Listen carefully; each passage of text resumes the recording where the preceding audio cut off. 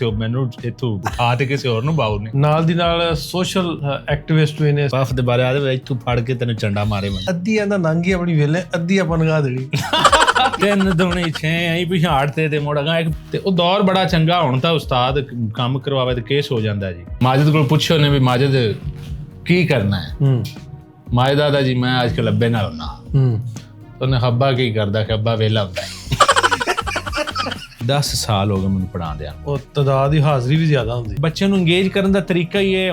Tuition culture ਇਸ ਚੀਜ਼ ਦਾ ਸਬੂਤ ਹੈ ਕਿ ਤੁਹਾਡਾ ਤਾਲੀਮੀ ਨਿਜ਼ਾਮ ਬਰਬਾਦ ਹੋ ਚੁੱਕਾ। ਤੇ ਟਿਊਸ਼ਨ ਪੜ੍ਹਨੀ ਕਿਉਂ ਪੈਂਦੀ ਹੈ? ਪੰਜਾਬ 'ਚ ਪੰਜਾਬੀ ਜ਼ੁਬਾਨ ਨੂੰ ਦੁਬਾਰਾ ਮੋੜਨ ਦੀ ਗੱਲ ਕਰ ਅਸੀਂ ਭਾਈ ਉਹਨੂੰ ਚੰਗਾ ਹੀ ਕਹਾਂਗੇ ਮਾੜਾ। ਭਾਰਤ ਦੀ ਜਿਹੜੀ ਐਸਥੈਟਿਕ ਸੈਂਸ ਹੈ, ਜਿਹੜੀ ਜਮਾਲੀਆਤ ਦੀ ਹਿੱਸਾ ਹੈ, ਉਹ ਬੰਦੇ ਨਾਲੋਂ ਜ਼ਿਆਦਾ ਹੁੰਦੀ ਹੈ। ਪਾਕਿਸਤਾਨ ਦੇ ਵੀ ਬੜੇ ਸੋਹਣੇ ਸੋਹਣੇ ਸ਼ਹਿਰ ਨੇ, ਪਰ ਚਿਸ਼ਤੀਆਂ ਨੰਗਾ ਸ਼ਹਿਰ ਆ ਜੀ। ਤੁਹਾਡੇ ਪੜ੍ਹਿਆਂ ਦਾ ਕੀ ਹਾਲ ਹੋਣਾ ਜੀ। ਪੱਠੇ ਵੱਢਣੇ ਆ ਡੀਸੀ ਤੇ ਲੱਗਣੂ ਰਹਿ ਦਾਲੂ ਆ ਚੌਥੀ ਹੈ ਆਦੀ ਅਕਬਾਲ ਮੇਥੀ ਅਕਬਾਲ ਮੇਥੀ ਅਖਲਾਕ ਦੀ ਵਾਲਦਾ ਆਖ ਦਿੰਦੀ ਹੈ ਯੂਨਸ ਵੱਟੀ। ਅਸਲਾਮ ਵਾਲੇਕੁਮ ਦੋਸਤੋ, ਮੈਂ ਨਾਸਰ ਢਿੱਲੋਂ। ਤੁਸੀਂ ਜੁੜ ਗਏ ਹੋ ਮੇਰੇ ਚੈਨਲ ਨਾਸਰ ਢਿੱਲੋਂ ਤੇ ਪੋਡਕਾਸਟ ਵੇਖ ਰਹੇ ਹੋ।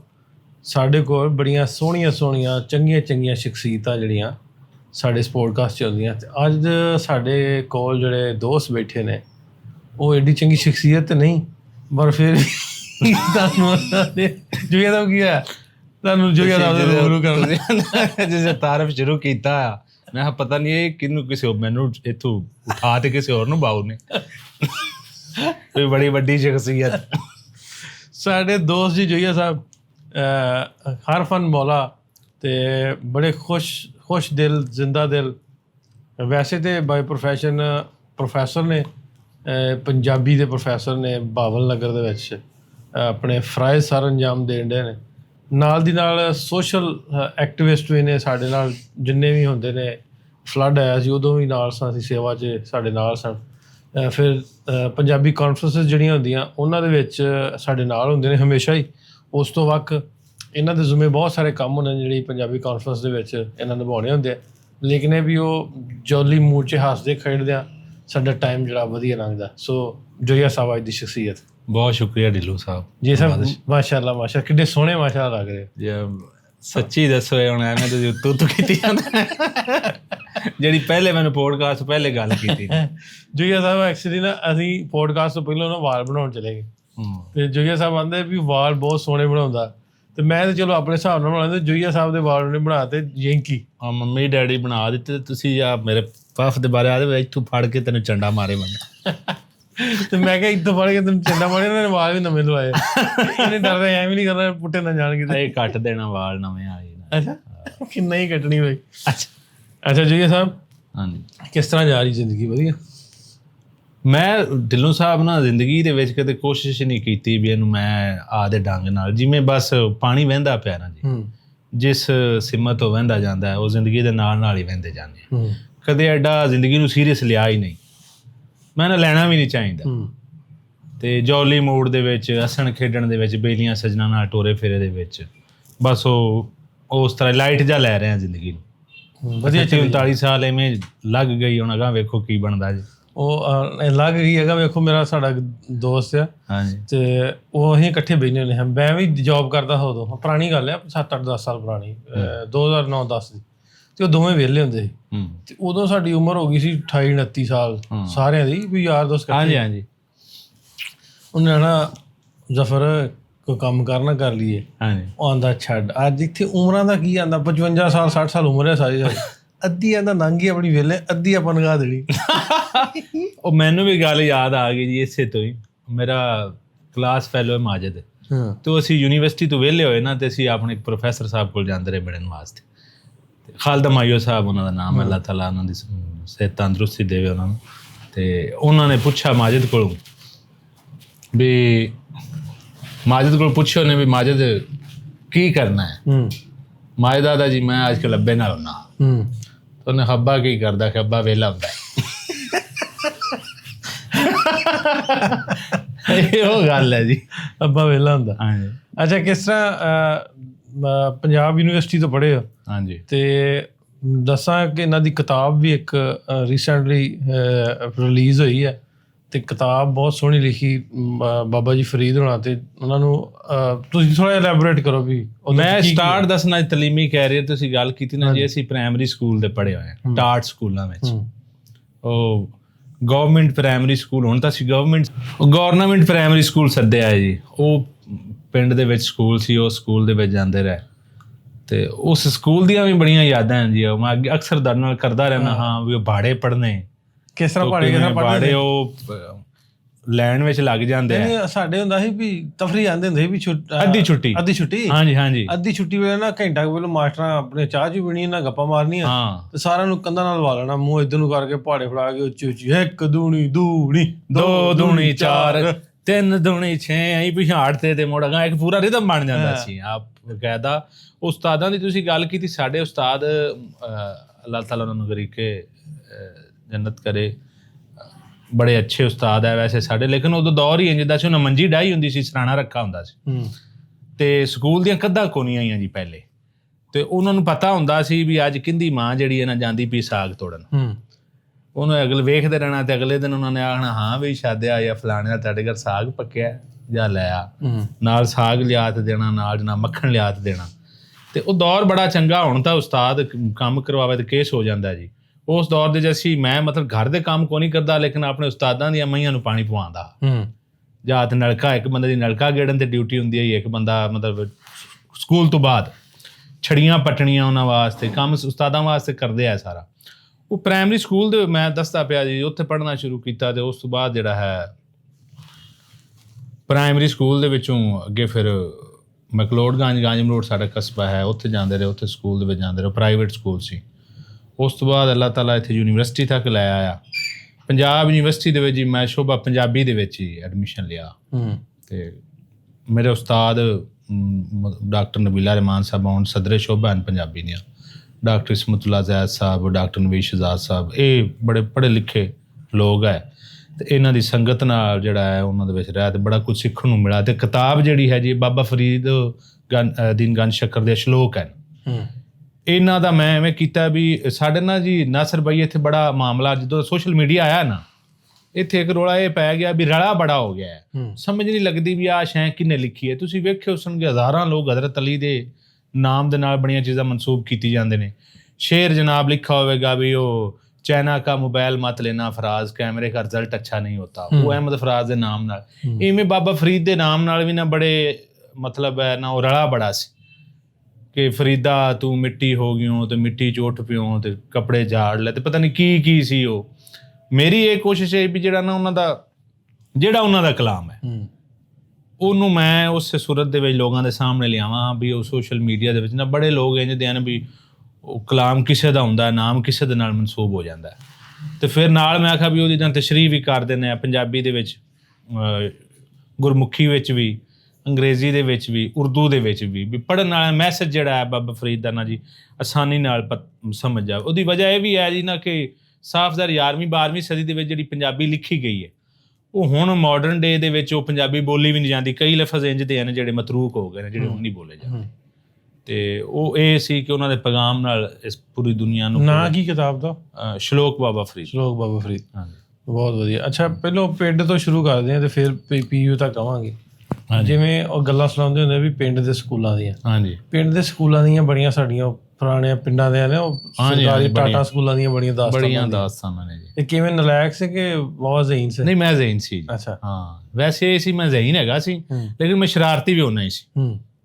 ਮਤਲਬ ਜਦੋਂ ਵੀ ਕੰਨ ਫੜਿੰਦੇ ਆ ਨਾ ਤਾਂ ਉਹਨਾਂ ਮੈਂ ਸਿਰਫ ਰੈਸਟ ਹੁੰਦਾ ਸੀ ਵੀ ਕੋਈ ਨਾ ਕੋਈ ਕਿਸੇ ਦੀ ਦਵਾਤ ਵਿੱਚੋਂ ਸ਼ਾਹੀ ਡੋਲ ਦਿੱਤੀ ਤੇ ਕਿਸੇ ਦੀ ਜਿਹੜਾ ਹੈ ਕਲਮ ਤੋੜ ਦਿੱਤੀ ਕਿਸੇ ਦਾ ਕੋਈ ਨਾ ਕੋਈ ਪੰਗੇ ਲਈ ਰੱਖਦੇ ਆ ਤੇ ਇਹ ਵੈਸੇ ਕੁੱਟ ਕਿਵੇਂ ਪੈਂਦੀ ਫਿਰ ਕੁੱਟ ਬੜੀ ਪੈਂਦੀ ਹੈ ਜੀ ਇੱਕ ਤਾਂ ਕੰਨ ਫੜਾ ਤੇ ਮਾਰਦੇ ਆ ਜੀ ਤੇ ਫਿਰ ਨਾ ਸੋਟੀ ਵੱਜਦੀ ਹੈ ਤੇ ਸਾਡਾ ਇੱਕ ਬੇਲੀ ਸੀ ਬੜਾ ਟੈਕਨੀਕਲ ਸੀ ਚੀਨਾ ਸੀ ਤੇ ਉਹ ਸਾਨੂੰ ਦੱਸਦਾ ਹੁੰਦਾ ਹਾਂ ਵੀ ਜਿਹੜਾ ਨਾ ਸੋਟੀ ਜਦੋਂ ਉਸਤਾਦ ਮਾਰੇ ਨਾ ਜਾਂ ਤੇ ਹੱਥ ਬਿਲਕੁਲ ਅਗਾਂ ਲੈ ਜਾਓ ਵੀ ਉਹ ਰਫਤਾਰ ਹੁੰਦੀ ਜਿਹੜੀ ਹੈ ਨਾ ਘਟ ਜਾਵੇ ਸੋਟੀ ਦੀ ਵੀ ਉਹ ਸਵਾਰ ਤੇ ਮਾਰ ਜਾਂ ਹੱਥ ਫੁੱਲ ਪਿਛਾਂ ਲਿਆ ਉਹਦੇ ਨਾਲ ਵੀ ਜਿਹੜਾ ਫਰਕ ਪੈਂਦਾ ਹੈ ਫਿਰ ਅਸੀਂ ਟੈਕਨੀਕ ਸਿੱਖਦੇ ਆ ਕਈ ਇਹ ਜਿਹੇ ਹੈ ਵੀ ਜਿਹੜੇ 4-5 ਸਲਵਾਰਾਂ ਪਾ ਤੇ ਆਉਂਦੇ ਆ ਆਦੇ ਵੀ ਕੁੱਟ ਸੋਟੀ ਅਸਰ ਨਹੀਂ ਕਰੇਗੀ ਠੀਕ ਹੈ ਹਾਂ ਇਹ ਸਕੂਲ ਦੌਰ ਦੀ ਨਹੀਂ ਜੋ ਸਬਕ ਨਹੀਂ ਹੁੰਦਾ ਫਿਰ ਉਹ ਸਬਕ ਵਾਲੀ ਜੀ, ਉਹ ਸਬਕ ਵਾਲੀ ਸੁਣ ਲਓ ਜੀ। ਉਹ ਸਬਕ ਕਿਵੇਂ ਆ ਵੀ ਅੰਗਰੇਜ਼ੀ ਤੁਹਾਨੂੰ ਪਤਾ ਵੀ ਸ਼ੁਰੂ ਤੋਂ ਹੀ ਅੰਗਰੇਜ਼ੀ ਛੱਡੋ, ਉਦੋਂ ਉਰਦੂ ਵੀ ਔਖੀ ਲੱਗਦੀ ਹੈ ਵੀ।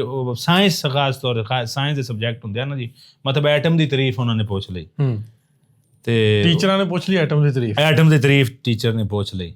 ਹੁਣ ਉਹ ਯਾਦ ਤਾਂ ਕੀਤੀ ਨਹੀਂ, ਉਹ ਹੁਣ ਐਵੇਂ ਜੀ ਐਟਮ ਐਟਮ ਐਟਮ ਸੇ ਮੁਰਾਦ ਸਾਹ ਜੀ ਅਗਲਾ ਲਫ਼ਜ਼ ਦੱਸਿਆ ਨੇ ਉਹਨਾਂ ਨੇ, ਹੈ ਐਟਮ ਸੇ ਮੁਰਾਦ ਛੋਟਾ ਛੋਟਾ ਛੋਟਾ ਛੋਟਾ ਜ਼ਰਾ ਛੋਟਾ ਸਾਹ ਜੀ ਅਗਲਾ ਲਫ਼ਜ਼ ਦੱਸਿਆ ਨੇ। ਉਹਨਾਂ ਛੋਟੇ ਮਾਰੇ ਨਾ ਐਵੇਂ ਕਰ ਦੇਣਾ ਜੀ, ਹਾਂ ਕੀਤੀ ਰੱਖਦੇ ਆ ਜੀ, ਬਸ ਇਹ ਸੂਰਤ ਹਾਲ ਹੈ। ਉਹ ਕੋਸ਼ਿਸ਼ ਹੁੰਦੀ ਵੀ ਮਾਸਟਰ ਹੀ ਦੱਸਦੇ ਸਾਨੂੰ ਨਾ ਬੋਲਣਾ ਪਵੇ। ਦੱਸ ਦਿੰਦਾ ਸੀ ਤੁਹਾਨੂੰ ਮੈਂ ਇੱਕ ਵਾਕਿਆ ਸੁਣਾਉਣਾ। ਉਹ ਨਾ ਸਾਡੇ ਪਿੰਡ ਦੇ ਵਿੱਚ ਨਾ ਜੀ ਇੱਕ ਸਰਵਰ ਬੋਲਾ ਹੈ, ਉਹਨੂੰ ਸੁਣੀਂਦਾ ਕੋ ਨਹੀਂ ਤੇ ਉਦੋਂ ਨਾ ਜੀ ਉਹ ਚੈਕਿੰਗ ਵਾਸਤੇ ਨਾ ਸਾਲ ਦੇ 'ਚ ਇੱਕ ਅੱਧੀ ਵਾਰੀ ਆਉਂਦੇ ਆ। ਹੁਣ ਤਾਂ ਚੈਕਿੰਗਾਂ ਸਖਤ ਹੋ ਗਈਆਂ। ਈਓ ਨੇ ਆਉਣਾ ਆਂਦੇ, ਈਓ ਨੇ ਆਂਡੇ ਲੈ ਆਓ ਜਾਂ ਤੇ ਨਾ ਆਓ, ਸਿਰ ਤੇ ਤੇਲ ਲਾ ਤੇ ਆਓ, ਆਪਣਾ ਨਾ ਸੁਰਮਾ ਪਾ ਤੇ ਆਓ ਜਨਾਬ, ਫੁੱਲ ਤਿਆਰੀ ਆਦੇ ਬਣੇ ਨਾਂ ਨੂੰ ਤੇ ਆਉਂਦੇ। ਉਦੋਂ ਨਾਂ ਦੇ ਵੀ ਹਫ਼ਤੇ 'ਚ ਇੱਕ ਵਾਰੀ ਆਇਆ ਜੀ, ਜੁਮੇ ਦੇ ਜੁਮੇ। ਉਹ ਅੱਗੇ ਬੱਚੇ ਫਿਰਦੇ ਨੇ, ਮਾਂ ਪਿੱਛੇ ਫਿਰਦੀ ਨੇ ਵੀ ਨਾ ਲਓ। ਉਸ ਜੁਮੇ ਨੂੰ ਖੇਡਦੇ ਆ, ਫਿਰ ਛੁੱਟੀ ਹੁੰਦੀ ਹੈ। ਉਹ ਸਰਵਰ ਬੋਲੇ ਕੋਲ ਨਾ ਉਹ ਆਇਆ ਤੇ ਉਹਨੇ ਆਖਿਆ ਨਾ ਵੀ ਅੰਗਰੇਜ਼ੀ ਆਪਣਾ ਚਾਬੀ ਦੀ ਇੰਗਲਿਸ਼ ਕੀ ਹੈ, ਅੰਗਰੇਜ਼ੀ ਕੀ। ਉਹ ਬੋਲਾ ਹਾ, ਉਹਨੇ ਹਕੀ, ਉਹਨੂੰ ਸੁਣੀ ਜਾ ਨਾ, ਉਹਨੇ ਹਕੀ, ਉਹਨੇ ਸ਼ਾਬਾਸ਼ ਬਹਿ ਜਾ। ਉਸ ਵਿਚਾਰੇ ਨੇ ਤਾਂ ਪੁੱਛਿਆ ਵੀ ਕੀ, ਉਹਨਾਂ ਨੇ ਆਖਿਆ ਪਤਾ ਨਹੀਂ ਕੀ, ਉਹ ਚਾਬੀ ਦੱਸਦਾ ਪਿਆ। ਉਹਨੇ ਬਹਿ ਜਾ ਸ਼ਾਬਾਸ਼। ਤੂੰ ਵੀ ਏਦਾਂ ਤਾਂ ਨਹੀਂ ਪਾਸ ਹੁੰਦਾ ਰਿਹਾ? ਮੈਂ ਤਕਰੀਬਨ ਜੀ ਐਵੇਂ ਨਹੀਂ, ਮੈਂ ਲੇਕਿਨ ਮੈਂ ਪੜ੍ਹਨ ਵਾਲਾ ਸੀ ਜੀ, ਥੋੜਾ ਜਿਹਾ ਸ਼ਰਾਰਤੀ ਹਾਂ। ਲੇਕਿਨ ਇਹ ਹੈ ਕਿ ਅੱਲਾ ਦਾ ਸ਼ੁਕਰ ਹੈ ਕਿਹੜੀ ਵੀ ਮਤਲਬ ਫਸਟ ਡਿਵੀਜ਼ਨ ਵਿੱਚ ਪਾਸ ਹੁੰਦਾ ਰਿਹਾ। ਚਲੋ ਇੱਥੋਂ ਆਪਾਂ ਡਾਇਰੈਕਟ ਛਾਲ ਮਾਰਦੇ ਹਾਂ ਸੈਕੰਡ ਡਿਵੀਜ਼ਨ, ਪੀਯੂ ਵੱਲ ਛਾਲ ਮਾਰਦੇ ਹਾਂ। ਇੱਥੇ ਰਿਲੇਟ ਵੀ ਕਰਦੇ ਹਾਂ ਪੰਜਾਬੀ ਜ਼ੁਬਾਨ ਨੂੰ। ਅਸੀਂ ਪਿੰਡਾਂ ਦੇ ਜਿਹੜੇ ਇਹਨਾਂ ਸਕੂਲਾਂ ਤੋਂ ਪੜ੍ਹ ਕੇ ਆਉਂਦੇ ਆ, ਸਾਡੇ ਕੋਲ ਰਿਸੋਰਸਿਸ ਇੰਨੇ ਨਹੀਂ ਹੈ ਵੀ ਅਸੀਂ ਪ੍ਰਾਈਵੇਟ ਸਕੂਲ ਪੜ੍ਹ ਸਕੀਏ। ਮੈਨੂੰ ਯਾਦ ਆ ਵੀ ਹਟਾ ਕੇ ਨਾ ਪਿੰਡ ਵਾਲੇ ਸਕੂਲ ਤੋਂ ਤੇ 1 ਸਾਲ ਮਿਨਾਜੁਲ ਗ੍ਰਾਮ ਸਕੂਲ ਸੀ, ਉੱਥੇ ਪਾਤਾ। ਉੱਥੇ 2 ਰੁਪਏ ਫੀਸ ਹੁੰਦੀ ਸੀ, 20 ਹੁੰਦੀ ਸੀ ਉਦੋਂ, 20 ਸੀ ਸ਼ਾਇਦ। ਇੱਥੇ ਸੀ 200 ਰੁਪਈਆ। 200 ਰੁਪਈਆ। ਹੁਣ 200 ਰੁਪਈਆ ਜਿਹੜਾ ਵਾ ਉਹ ਦੇਣਾ ਬੜਾ ਔਖਾ ਸੀ, ਬੜਾ ਔਖਾ। 200 ਰੁਪਈਆ ਘਰੋਂ ਲੈਣ ਜਾਣ ਵਾਸਤੇ ਉਹਨੇ 3 ਦਿਨ ਮਾਸਟਰ ਨੇ ਕਹਾਉਣਾ ਵੀ ਸਾਈਕਲ ਲੈ ਕੇ ਜਾਓ, ਫੀਸ ਲੈ ਕੇ ਆਓ। ਐਵੇਂ ਗੱਲ ਹੈ ਜੀ। ਤੇ ਅਸੀਂ ਉੱਥੋਂ ਦੇ ਬੜੇ ਮੋਸਟਲੀ ਜਿਹੜੇ ਪਿੰਡਾਂ ਦੇ ਲੋਕ ਨੇ। ਹੁਣ ਤੇ ਚਲੋ ਥੋੜਾ ਜਿਹਾ ਸਕੂਲ ਵੀ ਐਡਵਾਂਸ ਹੋਏ ਆ, ਵਧੀਆ। ਜਦੋਂ ਪੀਯੂ ਆਏ ਇੱਥੇ ਆ ਕੇ ਮਾਂ ਬੋਲੀ ਛੱਡ ਕੇ ਉਰਦੂ ਬੋਲਣੀ ਪਈ ਤੇ ਉਹਨਾਂ 'ਚ ਰਲਣ ਦੀ ਵੀ ਕੋਸ਼ਿਸ਼ ਕੀਤੀ, ਉਹ ਪਹਿਨਾਵਾ ਵੀ ਪਾਉਣ ਦੀ ਕੋਸ਼ਿਸ਼, ਕਿੱਡਾ ਔਖਾ ਹੁੰਦਾ। ਮੈਂ ਨਾ ਜੀ ਮੇਰੀ ਪਹਿਲੀ ਡਿਗਰੀ 2009 ਦੇ ਵਿੱਚ ਮੇਰਾ ਦਾਖਲਾ ਐਮਏ ਉਰਦੂ ਵਿੱਚ ਹੋਇਆ ਤੇ ਮੈਂ ਨਾ ਜੀ ਕੰਫਰਟੇਬਲ ਫੀਲ ਕੋ ਨਹੀਂ ਕਰਦਾ ਹਾਂ। ਬਸ ਦਾਖਲਾ ਹੋ ਗਿਆ ਜਿੱਥੇ, ਉਹ ਸਾਨੂੰ ਪਤਾ ਹੀ ਕੋਈ ਨਹੀਂ ਹੁੰਦਾ ਪਿੰਡਾਂ 'ਚ ਜਿਹੜੇ ਆਣੇ ਨਾ ਜੀ ਕਿਹੜੇ ਪਾਸੇ ਜਾਣਾ ਹੈ। ਜਿਹੜਾ ਕੋਈ ਦੱਸਦੇ ਸਾਨੂੰ ਇਹ ਨਹੀਂ ਕੋਈ ਦੱਸਣਾ ਹੁੰਦਾ ਵੀ ਆਹ ਕਰ ਲਓ, ਆਹ ਕਰ ਲਓ ਜਾਂ ਆਹ ਕਰ ਲਓ। ਮਤਲਬ ਬਸ ਉਹਨਾਂ ਨੇ ਆਖਿਆ ਜੀ ਉਰਦੂ ਕਰ ਲਓ, ਲਾਜ਼ਮੀ ਮਜ਼ਮੂਨ ਹੈ, ਇਹਦੇ 'ਚ ਸੀਟਾਂ ਬੜੀਆਂ ਆਉਂਦੀਆਂ ਨੇ, ਕਿਤੇ ਨੌਕਰੀ ਹੋ ਜਾਏ। ਉਹ ਆਏ ਤਾਂ ਐਵੇਂ ਗੱਲ ਹੈ ਵੀ ਉਰਦੂ ਬੋਲਣਾ ਮੈਨੂੰ ਤਾਂ ਬੜਾ ਔਖਾ ਲੱਗਦਾ ਹੈ ਜੀ ਹੁਣ ਵੀ ਈਵਨ ਕਿ। ਤੇ ਉਹ ਫਿਰ ਨਿਰਾ ਨਸਰ ਬਈ ਬੋਲਣ ਦਾ ਵੀ ਨਹੀਂ ਸੀ। ਅਸੀਂ ਉੱਥੋਂ ਆਏ ਸੀ ਨਾ ਪਿੰਡਾਂ 'ਚ, ਸਾਨੂੰ ਐਡੀ ਡਰੈਸਿੰਗ ਸੈਂਸ ਵੀ ਕੋਈ ਨਹੀਂ ਆਈ। ਅਸੀਂ ਡਰੈਸ ਪੈਂਟ ਪਾ ਲੈਣੀ, ਥੱਲੇ ਜੋਗਰ ਪਾ ਲੈਣੇ, ਉੱਤੇ ਦੂਈ ਸ਼ਰਟ ਪਾ ਲੈਣੀ। ਮਤਲਬ ਇਹ ਸਿਸਟਮ ਹੁੰਦਾ ਆ ਵੀ ਅਸੀਂ ਉਹ ਜੇ ਕ੍ਰਿਕਟ ਖੇਡਦੇ ਆ ਤਾਂ ਕਮੀਜ਼ ਜਿਹੜੀ ਹੈ ਉਹ ਸ਼ਲਵਾਰ ਦੇ 'ਚ ਪਾ ਕੇ ਤੇ ਉਹ ਸ਼ਰਟ ਬਣਾ ਕੇ ਖੇਡਦੇ ਹੁੰਦੇ ਆ। ਉਹ ਇਹ ਸੂਰਤ ਹਾਲ ਹੈ। ਉਹ ਇੱਥੇ ਆਏ ਤੇ ਇੱਥੇ ਡਰੈਸਿੰਗ ਦਾ ਵੀ ਐਡਾ ਕੋਈ ਨਹੀਂ ਪਤਾ ਹਾਂ। ਤੇ ਉਹ ਹੌਲੀ ਹੌਲੀ ਫਿਰ ਉਹ ਇਹਨਾਂ ਲੜਕੀਆਂ ਨੇ ਜ਼ਿਆਦਾ ਮਦਦ ਕੀਤੀ ਜੀ ਵੀ ਤੁਸੀਂ ਇੰਝ ਦਾ ਲਿਬਾਸ ਪਹਿਨਾ ਕਰੋ, ਇੰਝ ਦਾ ਲਿਬਾਸ। ਸਾਡੇ ਕਲਾਸ ਫੈਲੋ ਕੋਈ ਹੁੰਦੀਆਂ ਜਾਂ ਕੋਈ ਵਿੱਚ ਮੌਡ ਸਕੌਟ, ਉਹ ਦੱਸਦੀਆਂ ਹੁੰਦੀਆਂ ਆ। ਮੈਨੂੰ ਤਾਂ ਉਹਨਾਂ ਨੇ ਦੱਸਿਆ ਵੀ ਸ਼ਦਾਦ ਤੂੰ ਚੰਗਾ ਭਲਾ ਮੂੰਹ ਮੱਥੇ ਲੱਗਣਾ ਤੇ ਕੀ ਬਣ ਤੇ ਆ ਜਾਣਾ, ਤੇਰੇ ਨੀਲੇ ਪੀਲੇ ਜਿਹੇ ਕੁੜਤੇ ਹੁੰਦੇ ਨੇ, ਐਂ ਦਰਬਾਰਾਂ ਤੇ ਬੈਠਾ ਹੋਣਾ। ਤੇ ਜਿਹੜਾ ਉਹ ਫਿਰ ਹੌਲੀ ਹੌਲੀ ਇਹ ਗਰੂਮਿੰਗ ਹੋਈ। ਫਿਰ ਨਾ ਜੀ ਮੈਂ ਉਰਦੂ ਮੈਂ ਛੱਡ ਦਿੱਤਾ ਜੀ। 4-5 ਮਹੀਨੇ ਮੈਂ ਪੜ੍ਹਦਾ ਰਿਹਾ। ਉਸ ਤੋਂ ਬਾਅਦ ਮੈਂ ਨਿਊ ਕੈਂਪਸ ਨਾ ਜੀ, ਓਲਡ ਕੈਂਪਸ ਵਿੱਚ ਜਿਵੇਂ ਨਿਊ ਕੈਂਪਸ ਮੇਰਾ ਫਿਲਾਸਫੀ ਵਿੱਚ ਹੋ ਗਿਆ ਐਡਮਿਸ਼ਨ। ਉਹ ਫਿਲਾਸਫੀ ਵਿੱਚ ਗਿਆ ਜਿਸ ਜੀ, ਉੱਥੇ ਅੰਗਰੇਜ਼ੀ, ਇੱਧਰ ਉਰਦੂ ਦੀ ਜਾਨ ਛਡਵਾਈ। ਉਹ ਸਾਰਾ ਸਿਲੇਬਸ ਹੀ ਅੰਗਰੇਜ਼ੀ 'ਚ। ਉਹ ਆਪਾਂ ਸਾਰੀ ਜ਼ਿੰਦਗੀ ਸੁਕਰਾਤ ਪੜ੍ਹਦੇ ਰਹੇ। ਉਹ ਆਖਣ ਸੋਕਰੇਟੀਜ਼ ਦੇ ਬਾਰੇ 'ਚ ਕੌਣ ਜਾਣਦਾ ਹੈ, ਅਫਲਾਤੂਨ ਅਸੀਂ ਪੜ੍ਹਦੇ, ਉਹਨੇ ਹਪਲਾਟੂ। ਮੈਂ ਆਖਿਆ ਇਹ ਕੌਣ ਬੁਲਾਵਾਂ, ਇਹਨੂੰ ਪਤਾ ਨਹੀਂ। ਮੈਂ ਜੀ ਉਹ ਉੱਥੋਂ ਵੀ ਘਾਬਰ ਗਿਆ। ਮੈਂ 2 ਸਾਲ ਤੇ ਇਵੇਂ ਹੀ ਧੱਕੇ ਖਾਂਦਾ। 3ਵੇਂ ਸਾਲ ਮੇਰੇ ਭਰਾ ਨੇ ਆਖਾ, ਵੱਡੇ ਨੇ, ਉਹਨੇ ਤੂੰ ਆ ਜਾ ਮੀਆਂ, ਤੂੰ ਪੜ੍ਹਦਾ ਹੀ ਨਹੀਂ ਹੈ, ਤੇਰੀਆਂ ਆਦਤਾਂ ਹੀ ਨਹੀਂ ਪੜ੍ਹਨ ਵਾਲੀਆਂ। ਮੈਂ ਕਿਹਾ ਨਹੀਂ ਜੀ ਐਵੇਂ ਨਾ ਕਰੋ, ਵੀ ਮੈਨੂੰ ਇੱਕ ਚਾਂਸ ਦਿਓ। ਮੈਂ ਫਿਰ ਐਡਮਿਸ਼ਨ ਪੰਜਾਬੀ 'ਚ ਲਿਆ ਜੀ। ਠੀਕ ਹੈ। ਫਿਰ ਜਾਨ ਸੁਖਾਲੀ ਹੋਈ, ਜਾਨ ਵੀ ਸੁਖਾਲੀ ਹੋਊਗੀ ਤੇ ਪੰਜਾਬੀ 'ਚ ਗਿਆ ਨਾ ਜੀ ਤੇ ਐਵੇਂ ਲੱਗਾ ਵੀ ਜਿਵੇਂ ਨਾ ਮੈਨੂੰ ਮਤਲਬ ਹੈ ਕੋਈ ਮੇਰੇ ਤੇ ਬੋਝ ਨਹੀਂ ਆ। ਉਹੀਓ ਚੀਜ਼ਾਂ ਜਿਹੜੀਆਂ ਮੈਂ ਆਦੇ ਇਰਦ ਗਿਰਦ ਸੁਣਦਾ ਹਾਂ ਕਰਦਾ ਹਾਂ ਨਿੱਕਿਆਂ ਹੁੰਦਿਆਂ ਆਪਣੇ ਪਿੰਡਾਂ ਦੇ ਵਿੱਚ ਮੀਆਂ ਮੁਹੰਮਦ ਬਖਸ਼ ਦਾ ਕਲਾਮ ਸੁਣਨਾ, ਹਜ਼ਰਤ ਸੁਲਤਾਨ ਬਾਹੂ ਦਾ ਮਸਜਿਦ ਦੇ ਵਿੱਚ, ਉਹ ਸਾਰੀਆਂ ਚੀਜ਼ਾਂ, ਬਾਬੇ ਫਰੀਦ ਦਾ ਕਲਾਮ, ਬਾਬੂਲੇ ਸ਼ਾਹ ਦਾ ਕਲਾਮ, ਉਹ ਸਾਰੀਆਂ ਚੀਜ਼ਾਂ ਮੈਨੂੰ ਓਪਰੀਆਂ ਲੱਗੀਆਂ ਹੀ ਨਹੀਂ, ਉਹ ਐਵੇਂ ਆਦੇ ਵਜੂਦ ਦਾ ਹਿੱਸਾ ਹੀ ਮੈਨੂੰ ਲੱਗੀਆਂ। ਮੈਂ ਆਖਿਆ ਯਾਰ ਆਹ ਕੰਮ ਸਹੀ ਹੈ। ਬਸ ਇਹ ਹੈ ਨਾ, ਸਾਡੇ ਵੀ ਜੇ ਸਮਝ ਆ ਜੇ। ਹਾਂਜੀ, ਵੈਸੇ ਤੇ ਪੂਰੀ ਦੁਨੀਆ ਤੇ ਚੱਲਦਾ ਵੀ ਆਪਣੀ ਜ਼ੁਬਾਨ ਜਿਹੜੀ ਉਹਦੇ 'ਚ ਰਹਿ ਕੇ ਤੁਹਾਨੂੰ ਤਾਲੀਮ ਲੈਣਾ ਸੌਖਾ। ਸਾਡੇ ਵੀ ਉਹ ਜੀ ਮੈਨੂੰ ਲੱਗਦਾ ਸਾਡੇ ਬੱਚਿਆਂ ਲਈ ਬਹੁਤ ਸੌਖਾ ਜੇ ਪੜ੍ਹਨਾ, ਜਿਹੜਾ ਖਾਸ ਤੌਰ 'ਤੇ। ਸਰ ਜੀ ਨਾ ਇੱਕ ਰਿਸਰਚ ਹੈ ਕਿ ਬੱਚਾ ਜਦੋਂ 3-4 ਸਾਲ ਦਾ ਸਕੂਲ ਗੋਇੰਗ ਜਦੋਂ ਹੁੰਦਾ ਹੈ, ਉਦੋਂ ਢਿੱਲੋਂ ਸਾਹਿਬ ਨਾ ਉਹ ਕਮ ਅਜ਼ ਕਮ ਨਾ 2-3 ਹਜ਼ਾਰ ਲਫ਼ਜ਼ ਜਿਹੜਾ ਹੈ ਨਾ ਉਹ ਆਪਣੇ ਮਾਦਰੀ ਜ਼ੁਬਾਨ ਦੇ ਉਹ ਸਿੱਖ ਲੈਂਦਾ ਹੈ। ਘਰ ਦੇ ਵਿੱਚ ਜਿਹੜੀ ਮਾਂ ਬੋਲਦੀ ਹੈ, ਮੰਜੀ ਪਈ ਹੈ, ਪੀੜੀ ਪਈ ਹੈ, ਕੁੱਕੜ ਹੈ, ਮਤਲਬ ਜਿਹੜੀਆਂ ਚੀਜ਼ਾਂ ਵੀ ਇਰਦ ਗਿਰਦ ਤੁਹਾਡੇ ਇੱਕ ਪੇਂਡੂ ਰਹਿਤਲ ਦੀਆਂ ਜਾਂ ਜਿਹੜੇ ਸਰਾਊਂਡਿੰਗ ਵਿੱਚ ਹੁੰਦੀਆਂ ਨੇ ਉਹ ਸਮਝ ਲੈਂਦਾ ਹੈ। ਅੱਛਾ, ਹੁਣ ਹੁੰਦਾ ਇਹ ਹੈ ਕਿ ਜਦੋਂ ਸਕੂਲ ਦੇ ਵਿੱਚ ਜਾਂਦਾ ਹੈ ਮੀਡੀਅਮ ਅੱਗੂ ਚੇਂਜ ਹੋ ਜਾਂਦਾ ਹੈ, ਉਰਦੂ ਮੀਡੀਅਮ ਹੁੰਦਾ ਹੈ ਜਾਂ ਇੰਗਲਿਸ਼ ਮੀਡੀਅਮ ਹੁੰਦਾ ਹੈ, ਉਹ ਵਿਚਾਰੇ ਨੂੰ ਉਹ 2-3 ਹਜ਼ਾਰ ਲਫ਼ਜ਼ਾਂ ਦੀ ਕੁਰਬਾਨੀ ਦੇਣੀ ਪੈਂਦੀ ਹੈ, ਉਹ ਛੱਡਣੇ ਪੈਂਦੇ ਨੇ ਉਹਨੂੰ ਫਿਰ ਨਵੇਂ ਸਿਰੇ ਤੋਂ ਸਿੱਖਣਾ ਪੈਂਦਾ ਹੈ। ਉਹ ਜਦੋਂ ਤਸਵੀਰਾਂ ਹੁੰਦੀਆਂ ਨੇ ਕਾਇਦੇ ਦੀਆਂ ਤੇ ਉਹ ਜਿਸ ਕੁਕੜੀ ਆਉਂਦੀ ਹੈ, ਉਹ ਉਸਤਾਦ ਪੁੱਛਦਾ ਹੈ ਵੀ ਇਹ ਕਿਆ ਹੈ, ਉਹ ਆਦਾ ਜੀ ਕੁਕੜੀ ਹੈ, ਉਹ ਆਦਾ ਹੈ ਨਹੀਂ ਇਹ ਮੁਰਗੀ ਹੈ। ਉੱਥੇ ਉਹ ਕਨਫਿਊਜ਼ਨ ਦਾ ਸ਼ਿਕਾਰ ਹੁੰਦਾ। ਅਗਲੇ ਪੀਰੀਅਡ ਵਿੱਚ ਉਹ ਹੈਨ ਬਣ ਜਾਂਦੀ ਹੈ। ਉਹ ਵਿਚਾਰਾ ਇਸੇ ਮਤਲਬ ਹੈ ਨਾ ਦੇ ਵਿੱਚ ਹੀ ਨਾ ਉਹ ਕਨਫਿਊਜ਼ਨ ਹੈ। ਬੱਚੇ ਨੂੰ ਸ਼ੁਰੂ ਤੋਂ ਹੀ ਕਨਫਿਊਜ਼ ਕਰ ਦਿਓ ਤੁਸੀਂ। ਮੈਂ ਕੱਲ ਵੀ ਗੱਲ ਕਰ ਰਿਹਾ ਵੀ ਉਹ ਇਸੇ ਤਰ੍ਹਾਂ ਜਿਵੇਂ ਜੋ ਹੈ ਨਾ ਕੁਕੜੀ ਹੈ, ਕੱਲ ਪੋਡਕਾਸਟ 'ਚ ਗੱਲ ਹੋਣ ਰਹੀ ਸੀ ਤੇ ਉਹ ਵੀਡੀਓ ਇੱਕ ਬੜੀ ਪੁਰਾਣੀ, ਤੇ ਉਹ ਆਖੇ ਵੀ ਜਿਵੇਂ ਕੁਕੜੀ ਦੀ ਗੱਲ ਹੈ, ਉਹ ਆਖੇ ਵੀ ਕੁਕੜੀ ਆਖੇ ਵੀ ਨਹੀਂ ਮੁਰਗੀ ਹੈ, ਮਿਸਾਲ ਹੈ ਤੇ ਵੈਸੇ ਕੀੜੀ ਦੀ ਗੱਲ ਸੀ। ਹਾਂਜੀ। ਤੇ ਉਹ ਆਂਦਾ ਵੀ ਤੈਨੂੰ ਕਿਹਨੇ ਦੱਸਿਆ ਵੀ ਇਹ ਕੁਕੜੀ ਹੈ? ਆਂਦਾ ਮੇਰੀ ਮਾਂ ਨੇ। ਮਤਲਬ ਇਹ ਵੀ ਉਹ ਤੁਹਾਡੀ ਗੱਲ ਸਹੀ ਹੈ ਵੀ ਜੇ ਸਾਡੀ ਰੋਜ਼ਮਰਰਾ ਦੀ ਜ਼ਿੰਦਗੀ ਦੇ ਵਿੱਚ ਸਾਡੇ ਕਾਇਦੇ, ਸਾਡਾ ਨਿਸਾਬ ਉਹ ਹੋਵੇ, ਸਾਨੂੰ ਪਹਿਲੀ ਪੌੜੀ ਜਿਹੜੀ ਆ ਬੇਸਿਕ ਜਿਹੜੀ ਐਜੂਕੇਸ਼ਨ ਹੈ ਉਹ ਹਾਸਲ ਕਰਨ ਲੱਗੇ ਮੈਨੂੰ ਲੱਗਦਾ ਕੋਈ। ਸਰ ਜੀ ਸਾਰੇ ਮੁਲਕਾਂ 'ਚ ਇਵੇਂ ਹੈ। ਤੁਸੀਂ ਆਪ ਮਾਸ਼ਾਅੱਲਾ ਇੰਨੇ ਮੁਲਕ ਘੁੰਮੀ ਖੜੇ ਹੋ, ਤੁਸੀਂ ਉੱਥੇ ਜਾ ਕੇ ਤੁਹਾਡੇ ਵਲੌਗਸ ਵੇਖਣੇ ਆ, ਤੁਸੀਂ ਪੁੱਛਦੇ ਦੱਸਦੇ ਹੀ ਹੋ, ਸਾਰੇ ਹੀ ਗੱਲ ਕਰਦੇ ਨੇ ਆਦੀ ਬੋਲੀ ਦੇ ਵਿੱਚ ਹੀ ਤਾਲੀਮ। ਬਾਅਦ ਦੇ ਵਿੱਚ ਤੁਸੀਂ ਉਰਦੂ ਸਿੱਖ ਲਓ, ਇੰਗਲਿਸ਼ ਸਿੱਖ ਲਓ, ਜਰਮਨ, ਕੋਈ ਹਰਜ ਨਹੀਂ ਹੈ। ਜ਼ੁਬਾਨਾਂ ਤਾਂ ਜਿੰਨੀਆਂ ਆਉਂਦੀਆਂ ਨੇ ਚੰਗਾ, ਜ਼ੁਬਾਨ ਜਿਹੜੀ ਹੈ, ਲੇਕਿਨ ਇਹ ਹੈ ਕਿ ਜਿਹੜਾ ਸ਼ੁਰੂ ਤੋਂ ਜੇ ਬੱਚਾ ਜਦੋਂ ਸਟਾਰਟ ਕਰ ਰਿਹਾ ਆਪਣਾ ਕੈਰੀਅਰ ਸਟਾਰਟ ਕਰਦਾ ਪਿਆ ਤਾਂ ਉਹਨੂੰ ਉਹਦੀ ਬੋਲੀ ਦੇ ਵਿੱਚ ਸਿਖਾਸ ਹੋਗੇ, ਉਹ ਸੌਖਾ ਰਹੇਗਾ, ਤੁਸੀਂ ਵੀ ਸੌਖੇ ਰਹੋ। ਤਾਂ ਹੀ ਤੇ ਮੰਗ ਕਰਨੇ ਆ ਜੀ। ਆਹ ਕਾਨਫਰੰਸ ਵੀ ਤੁਹਾਡੀ ਹੋ ਰਹੀ ਹੈ, ਇਹਦੀ ਵੀ ਮੰਗ ਹੈ। ਪਹਿਲੇ 2 ਕਾਨਫਰੰਸਾਂ ਵਿੱਚ ਵੀ ਆਪਾਂ ਇਹ ਗੱਲ ਕਰਦੇ ਰਹੇ ਕਿ ਇਹਨੂੰ ਜਿਹੜਾ ਹੈ ਇਹਨੂੰ ਤਾਲੀਮ ਦੀ ਜ਼ੁਬਾਨ ਬਣਾਓ, ਇਹਨੂੰ ਸਕੂਲਾਂ ਦੇ ਵਿੱਚ, ਕਾਲਜਾਂ ਦੇ ਵਿੱਚ ਇਹਨੂੰ ਦਾਖਲ ਕਰੋ ਪੰਜਾਬੀ ਨੂੰ, ਤਾਂ ਕਿ ਜਿਹੜਾ ਹੈ ਸਾਡੇ ਬੱਚੇ ਨੇ ਉਹਨਾਂ ਦੀ ਜਿਹੜੀ ਗਰੂਮਿੰਗ ਠੀਕ ਹੋਵੇ, ਉਹ ਰੱਟਾ ਸਿਸਟਮ ਤੋਂ ਨਿਕਲਣ। ਹੁਣ ਬੱਚਾ, ਮੈਂ ਆਦੀ ਤੁਸੀਂ ਵੀ ਪੜ੍ਹਿਓ, ਮੈਂ ਵੀ ਪੜ੍ਹਿਆ, ਤੁਸੀਂ ਹਿਸਾਬ ਲਾ ਲਓ ਵੀ ਆਪਾਂ ਪਹਿਲੇ ਉਰਦੂ ਵਾਲੀ ਸ਼ੈ ਨੂੰ ਵੀ ਦਿਮਾਗ ਦੇ ਵਿੱਚ ਅਸੀਂ ਪੰਜਾਬੀ ਦੇ ਵਿੱਚ ਕਰਕੇ, ਜਾਂ ਸਾਇੰਸ ਵੀ ਪੜ੍ਹਦੇ ਆ ਤਾਂ ਉਹਨੂੰ ਪੰਜਾਬੀ ਦੇ ਵਿੱਚ ਕਰਕੇ ਉਹਨੂੰ ਯਾਦ ਕਰਨਾ, ਐਵੇਂ ਹੈ ਕਿ ਨਹੀਂ? ਇਸੇ ਤਰ੍ਹਾਂ ਹੀ ਉਹ ਫਿਰ ਜਾ ਕੇ ਤੁਹਾਡੇ ਦਿਮਾਗ ਦਾ ਤੇ ਤੁਹਾਡੇ ਸ਼ਊਰ ਦਾ ਹਿੱਸਾ ਬਣਦੀ ਹੈ ਜਦੋਂ ਤੁਸੀਂ ਆਦੀ ਮਾਂ ਬੋਲੀ ਦੇ ਵਿੱਚ ਉਹਨੂੰ ਕਨਵਰਟ ਕਰਦੇ ਹੋ। ਅੰਗਰੇਜ਼ੀ ਦਾ ਵੀ, ਹਰ ਚੀਜ਼ ਦਾ ਹੀ ਐਵੇਂ ਹੈ, ਕਿਉਂਕਿ ਉਹ ਤੁਹਾਡੀ ਬੋਲੀ ਨਹੀਂ ਹੈ। ਤੁਹਾਡੀ ਬੋਲੀ ਪੰਜਾਬੀ ਹੈ ਜਾਂ ਤੁਹਾਡੀ ਮਾਦਰੀ ਜ਼ੁਬਾਨ ਜਿਹੜੀ ਹੈ, ਤੁਸੀਂ ਉਹਦੇ ਵਿੱਚ ਹੀ ਸੋਚਣਾ, ਉਹਦੇ ਵਿੱਚ ਹੀ ਕਰਨਾ। ਕਿਉਂਕਿ ਬੰਦਾ ਜਿਹੜੀ ਜ਼ੁਬਾਨ ਦੇ ਵਿੱਚ ਸੁਫਨਾ ਵੇਖਦਾ ਨਾ ਜੀ, ਬੰਦਾ, ਮੈਂ ਇਹ ਆਖਣਾ ਵੀ ਉਸੇ ਜ਼ੁਬਾਨ ਦੇ ਵਿੱਚ ਹੀ ਉਹ ਸਾਰਾ ਕੁਝ ਆਪਣਾ ਨੌਲੇਜ ਜਾਂ ਆਪਣਾ ਜੋ ਕਰਦਾ ਹੈ ਉਹ ਬਿਹਤਰ ਤਰੀਕੇ ਨਾਲ ਕਰ ਸਕਦਾ ਹੈ, ਬਜਾਏ ਇਸ ਦੇ ਕਿ ਦੁਨੀਆ ਬੋਲ। ਬਿਲਕੁਲ ਇਸੇ ਤਰ੍ਹਾਂ। ਹੁਣ ਤੁਸੀਂ ਵੀ ਪੜ੍ਹਾਉਂਦੇ ਹੋ ਪੰਜਾਬੀ ਦੇ ਪ੍ਰੋਫੈਸਰ ਸਾਹਿਬ, ਤੇ ਆਪਣੇ ਸਟੂਡੈਂਟ ਕਿੰਨੀ ਦੇਰ ਹੋ ਗਈ ਪੜ੍ਹਾਉਂਦੇ ਨੇ, ਤੇ ਆਪਣੇ ਸਟੂਡੈਂਟ ਕਿੱਥੇ ਨੇ? ਨਾਸਰ ਭਾਈ 10 ਸਾਲ ਹੋ ਗਏ ਮੈਨੂੰ ਪੜ੍ਹਾਉਂਦਿਆਂ ਨੂੰ। ਠੀਕ ਹੈ ਜੀ। ਮੇਰਾ ਅਲਹਮਦੁਲਿਲਾ ਰਿਜ਼ਲਟ ਅੱਜ ਤੱਕ ਮੇਰੇ 10 ਸਾਲਾਂ 'ਚ ਇੱਕ ਬੱਚਾ ਵੀ ਫੇਲ ਨਹੀਂ ਹੋਇਆ। ਉਹਦੀ ਵਜ੍ਹਾ ਵੀ ਇਹੀ ਹੈ ਕਿ ਪਿੰਡ ਦੇ ਬੱਚੇ ਹਨ, ਉਹਨਾਂ ਨੂੰ ਸਾਰਾ ਪਤਾ ਹੁੰਦਾ ਹੈ। ਉਹ ਮੈਂ ਜੋ ਉਹਨਾਂ ਨੂੰ ਪੜ੍ਹਾਉਣਾ ਹਾਂ, ਉਹਨਾਂ ਨੂੰ ਪੰਜਾਬੀ ਦੇ ਵਿੱਚ ਹੀ ਦੱਸਣਾ। ਹੁਣ ਸਾਡੇ ਮਾਹੀਏ ਵੀ ਹਨ ਵਿੱਚ, ਦੋੜੇ ਵੀ ਹਨ, ਸਾਰਾ ਫੋਕ ਜਿਹੜਾ ਵੀ ਹੈ ਵਿੱਚ ਸਬਕਾਂ ਦੇ ਉਹ ਵੀ ਹੈ। ਇੱਕ ਹੋਰ ਵੀ ਆ ਵੀ ਇਹ ਵੀ ਸਾਨੂੰ ਪਤਾ ਲੱਗਦਾ ਵੀ ਤੁਹਾਡੀ ਕਲਾਸ ਦੀ ਜਿਹੜੀ ਆ ਉਹ ਤਾਦਾਦ ਦੀ ਹਾਜ਼ਰੀ ਵੀ ਜ਼ਿਆਦਾ ਹੁੰਦੀ, ਬੜੀ ਜ਼ਿਆਦਾ ਹੁੰਦੀ ਸਰ। ਇੰਨੀ ਹੁੰਦੀ ਹੈ ਕਿ FSC ਦੇ ਬੱਚੇ ਨਾ ਜੀ, ਜਿਹੜੇ FSC ਪੜ੍ਹਨ ਵਾਲੇ ਨੇ, ਉਹ ਆਪਣੀ ਕਲਾਸ ਛੱਡ ਤੇ ਮੇਰੀ ਕਲਾਸ ਵਿੱਚ ਆ ਜਾਂਦੇ ਨੇ।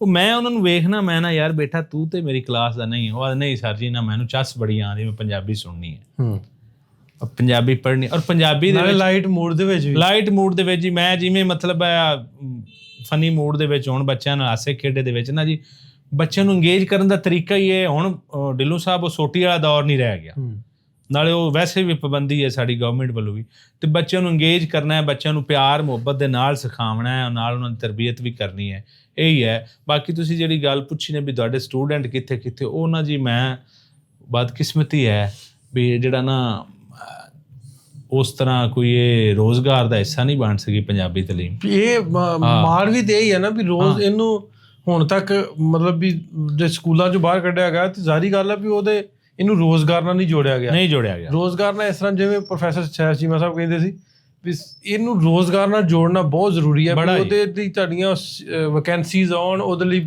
ਮੀਡੀਅਮ ਬਣੇ। ਮਤਲਬ ਵੀ ਜੇ ਸਕੂਲ 'ਚ ਜਿਹਨੇ ਪੰਜਾਬੀ ਕਲਾਸ 'ਚ ਜਾਣਾ ਤੇ ਉਹਦੇ ਲਈ ਟੀਚਰ ਵੀ ਤਾਂ ਚਾਹੀਦਾ ਨਾ, ਉਹਦੇ ਲਈ ਸਟਾਫ ਵੀ ਤਾਂ ਪੰਜਾਬੀ ਚਾਹੀਦਾ ਨਾ। ਸਰ ਜਿਹੜਾ ਮਾਂ ਪਿਓ ਹੈ ਉਹ ਬੱਚਿਆਂ ਨੂੰ ਕਿਉਂ ਅੰਗਰੇਜ਼ੀ ਪੜ੍ਹਾਉਂਦਾ ਹੈ ਜਾਂ ਉਹ ਕਿਉਂ ਆਦਾ ਸਾਇੰਸ ਪੜ੍ਹੋ, ਉਹਨਾਂ ਦੇ ਦਿਮਾਗ ਵਿੱਚ ਇਹ ਨਹੀਂ ਹੁੰਦੀ ਵੀ ਇਹਨਾਂ ਨੇ ਜਾਂ ਤੇ ਨਿਊਟਨ ਨੂੰ ਉੱਥੇ ਪੜ੍ਹਨਾ, ਨਿਊਟਨ ਦੇ ਲਾਪ ਪੜ੍ਹਨੇ ਨੇ, ਜਾਂ ਇਹਨੇ ਸ਼ੈਕਸਪੀਅਰ ਨੂੰ ਪੜ੍ਹਨਾ ਹੈ, ਜਾਂ ਇਹਨੇ ਵਿਲੀਅਮ ਵਰਡਸਵਰਥ ਨੂੰ ਪੜ੍ਹਨਾ ਹੈ। ਉਹਨਾਂ ਦੇ ਜ਼ਿਹਨ ਦੇ ਵਿੱਚ ਸਿਰਫ ਇਹੋ ਗੱਲ ਹੁੰਦੀ ਹੈ ਵੀ ਨੌਕਰੀ ਲੱਗ ਜਾਏ। ਇਕਨੋਮਿਕ ਯੂਟਿਲਿਟੀ ਜਿਸ ਜ਼ੁਬਾਨ ਦੀ ਬਾਈਜਾਨ ਹੈ ਨਾ, ਉਹ ਹੀ ਜ਼ੁਬਾਨ ਜ਼ਿੰਦਾ ਵੀ ਰਹਿੰਦੀ। ਹੁਣ ਅੰਗਰੇਜ਼ੀ ਕਿਉਂ ਜ਼ਿੰਦਾ ਹੈ ਜਾਂ ਅੰਗਰੇਜ਼ੀ ਕਿਉਂ ਇਹਨੇ ਮੁਲਕਾਂ 'ਚ ਬੋਲੀ ਜਾਂਦੀ ਹੈ, ਇਕਨੋਮਿਕ ਯੂਟਿਲਿਟੀ ਹੈ ਉਹਦੀ, ਤੇ ਸਾਡੀ ਬੋਲੀ ਦੇ ਨਾਲ ਰੋਜ਼ਗਾਰ ਨਹੀਂ ਜੁੜਿਆ ਹੋਇਆ।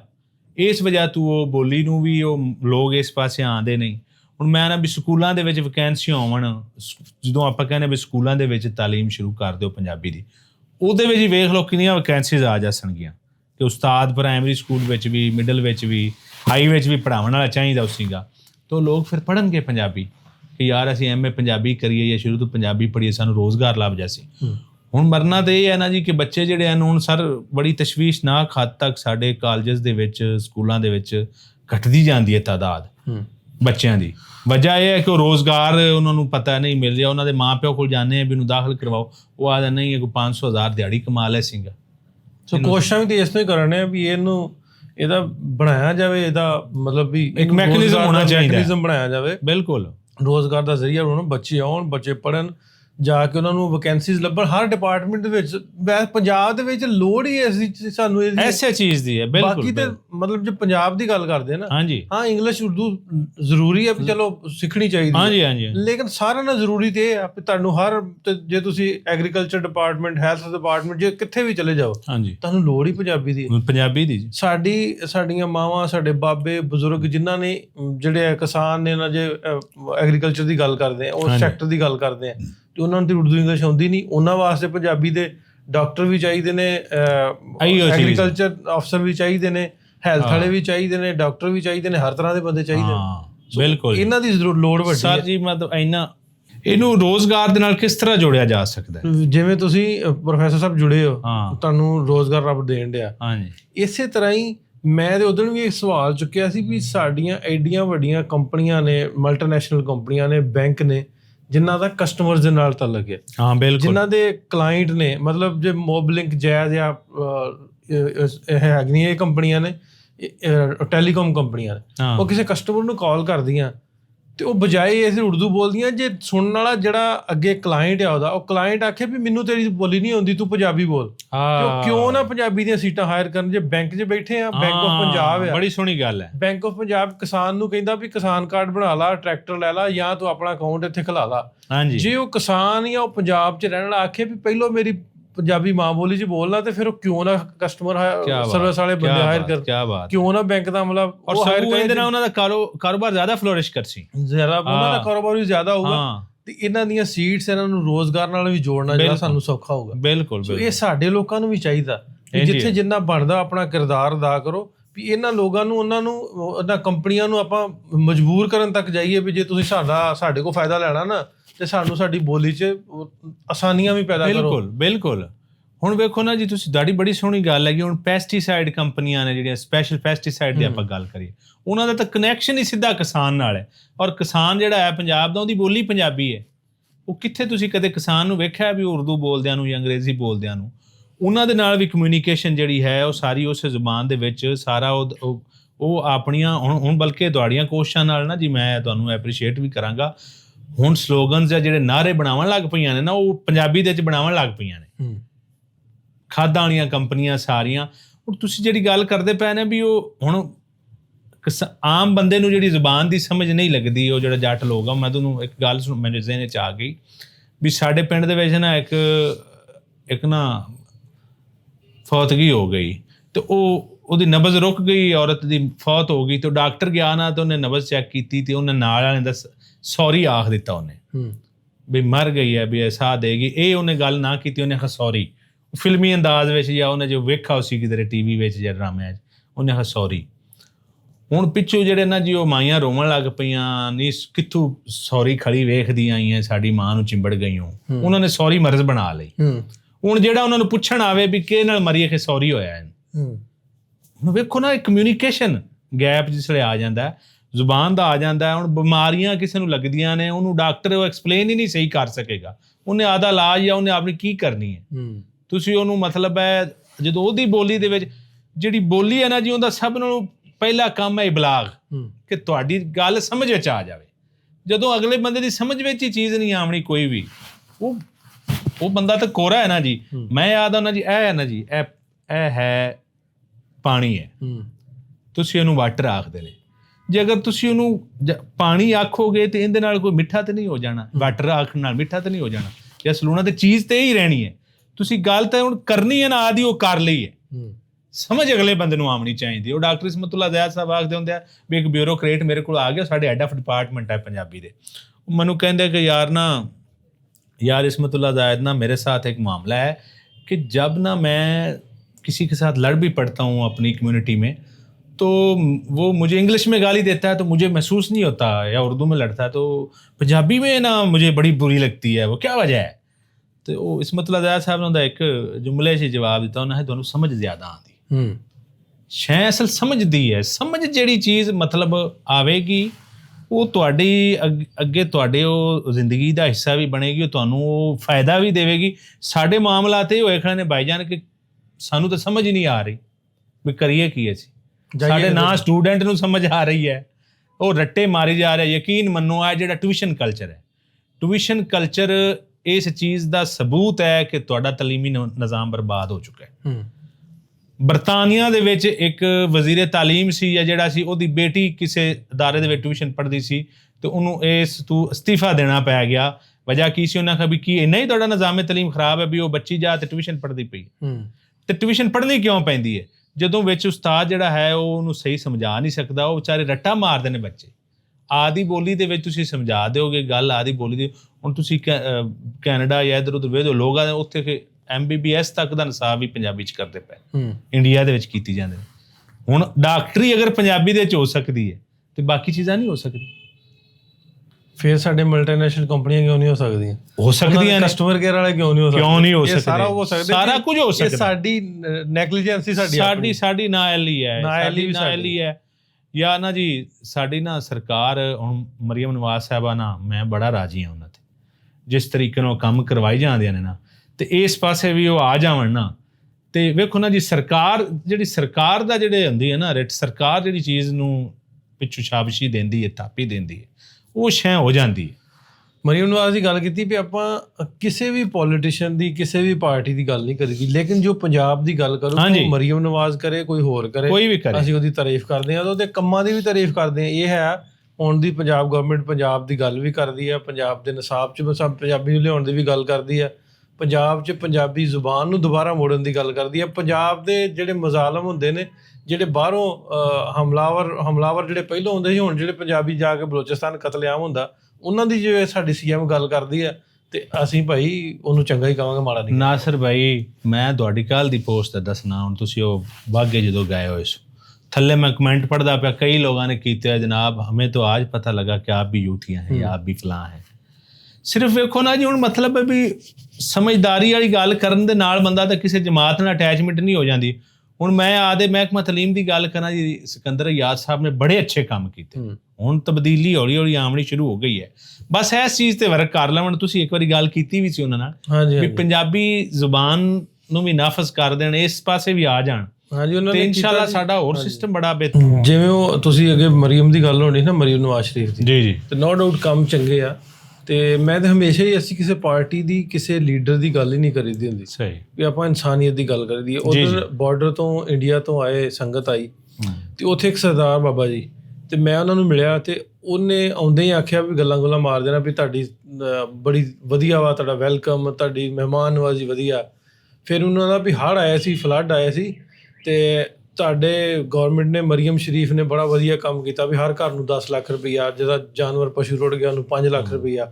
ਸਾਡੇ ਵਾਲਿਆਂ ਦਾ ਭਗਵੰਤ ਮਾਨ ਤੇ ਕੱਖ ਨਹੀਂ ਦਿੱਤਾ। ਤੇ ਮੈਂ ਆਂਦਾ ਵੀ ਮੇਰੀ ਉਹ ਧੀ ਆ, ਜੇ ਮੈਨੂੰ ਮਿਲੀ ਨਾ ਤੇ ਮੈਂ ਉਹਨੂੰ ਜ਼ਰੂਰ ਮਿਲਣਾ, ਮੇਰੀ ਧੀਆਂ ਵਰਗੀ ਆ।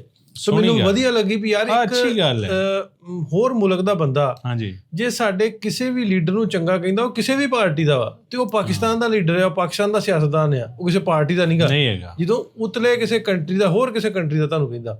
ਸੋ ਮੈਂ ਉਸ ਸੈਂਸ ਨਾਲ ਵੀਡੀਓ ਪੋਸਟ ਕੀਤੀ ਵੀ ਸਾਡੇ ਮੁਲਕ ਦੀ ਇਹਨੇ ਤਾਰੀਫ ਕੀਤੀ ਆ ਤੇ ਮੈਨੂੰ ਕਰਨੀ ਚਾਹੀਦੀ ਹੈ। ਤੇ ਉੱਥੇ ਮੈਨੂੰ ਇੱਕ ਦੋ ਦੋਸਤ ਕਹਿਣ ਲੱਗ ਗਏ ਵੀ ਤੂੰ ਵੀ ਪਟਵਾਰੀ ਹੈ, ਤੂੰ ਵੀ ਯੂਥੀਆਂ ਏਦਾਂ ਦਾ ਕਰਕੇ ਨਾ।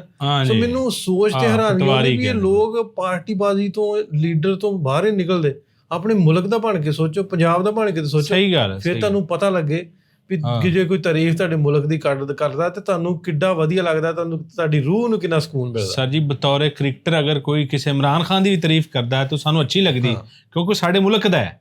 ਮੈਨੂੰ ਕਹਿੰਦੇ ਇਮਰਾਨ ਖਾਨ ਨੇ ਕੋਰੀਡੋਰ ਖੋਲਿਆ, ਵੀ ਮਤਲਬ ਗੱਲ ਹੁੰਦੀ ਨਹੀਂ, ਅਸੀਂ ਬੜਾ ਕਵਰ ਕੀਤਾ 2019 ਤੋਂ ਹੁਣ ਤੱਕ ਇਮਰਾਨ ਖਾਨ। ਹੁਣ ਤੱਕ ਕਹੀਦਾ ਉਹਨੇ ਵੀ ਬੜਾ ਵਧੀਆ ਇਨੀਸ਼ੀਏਟਿਵ ਸੀ ਇਮਰਾਨ ਖਾਨ ਦਾ, ਸਿੱਧੂ ਹੋਣਾ ਦਾ।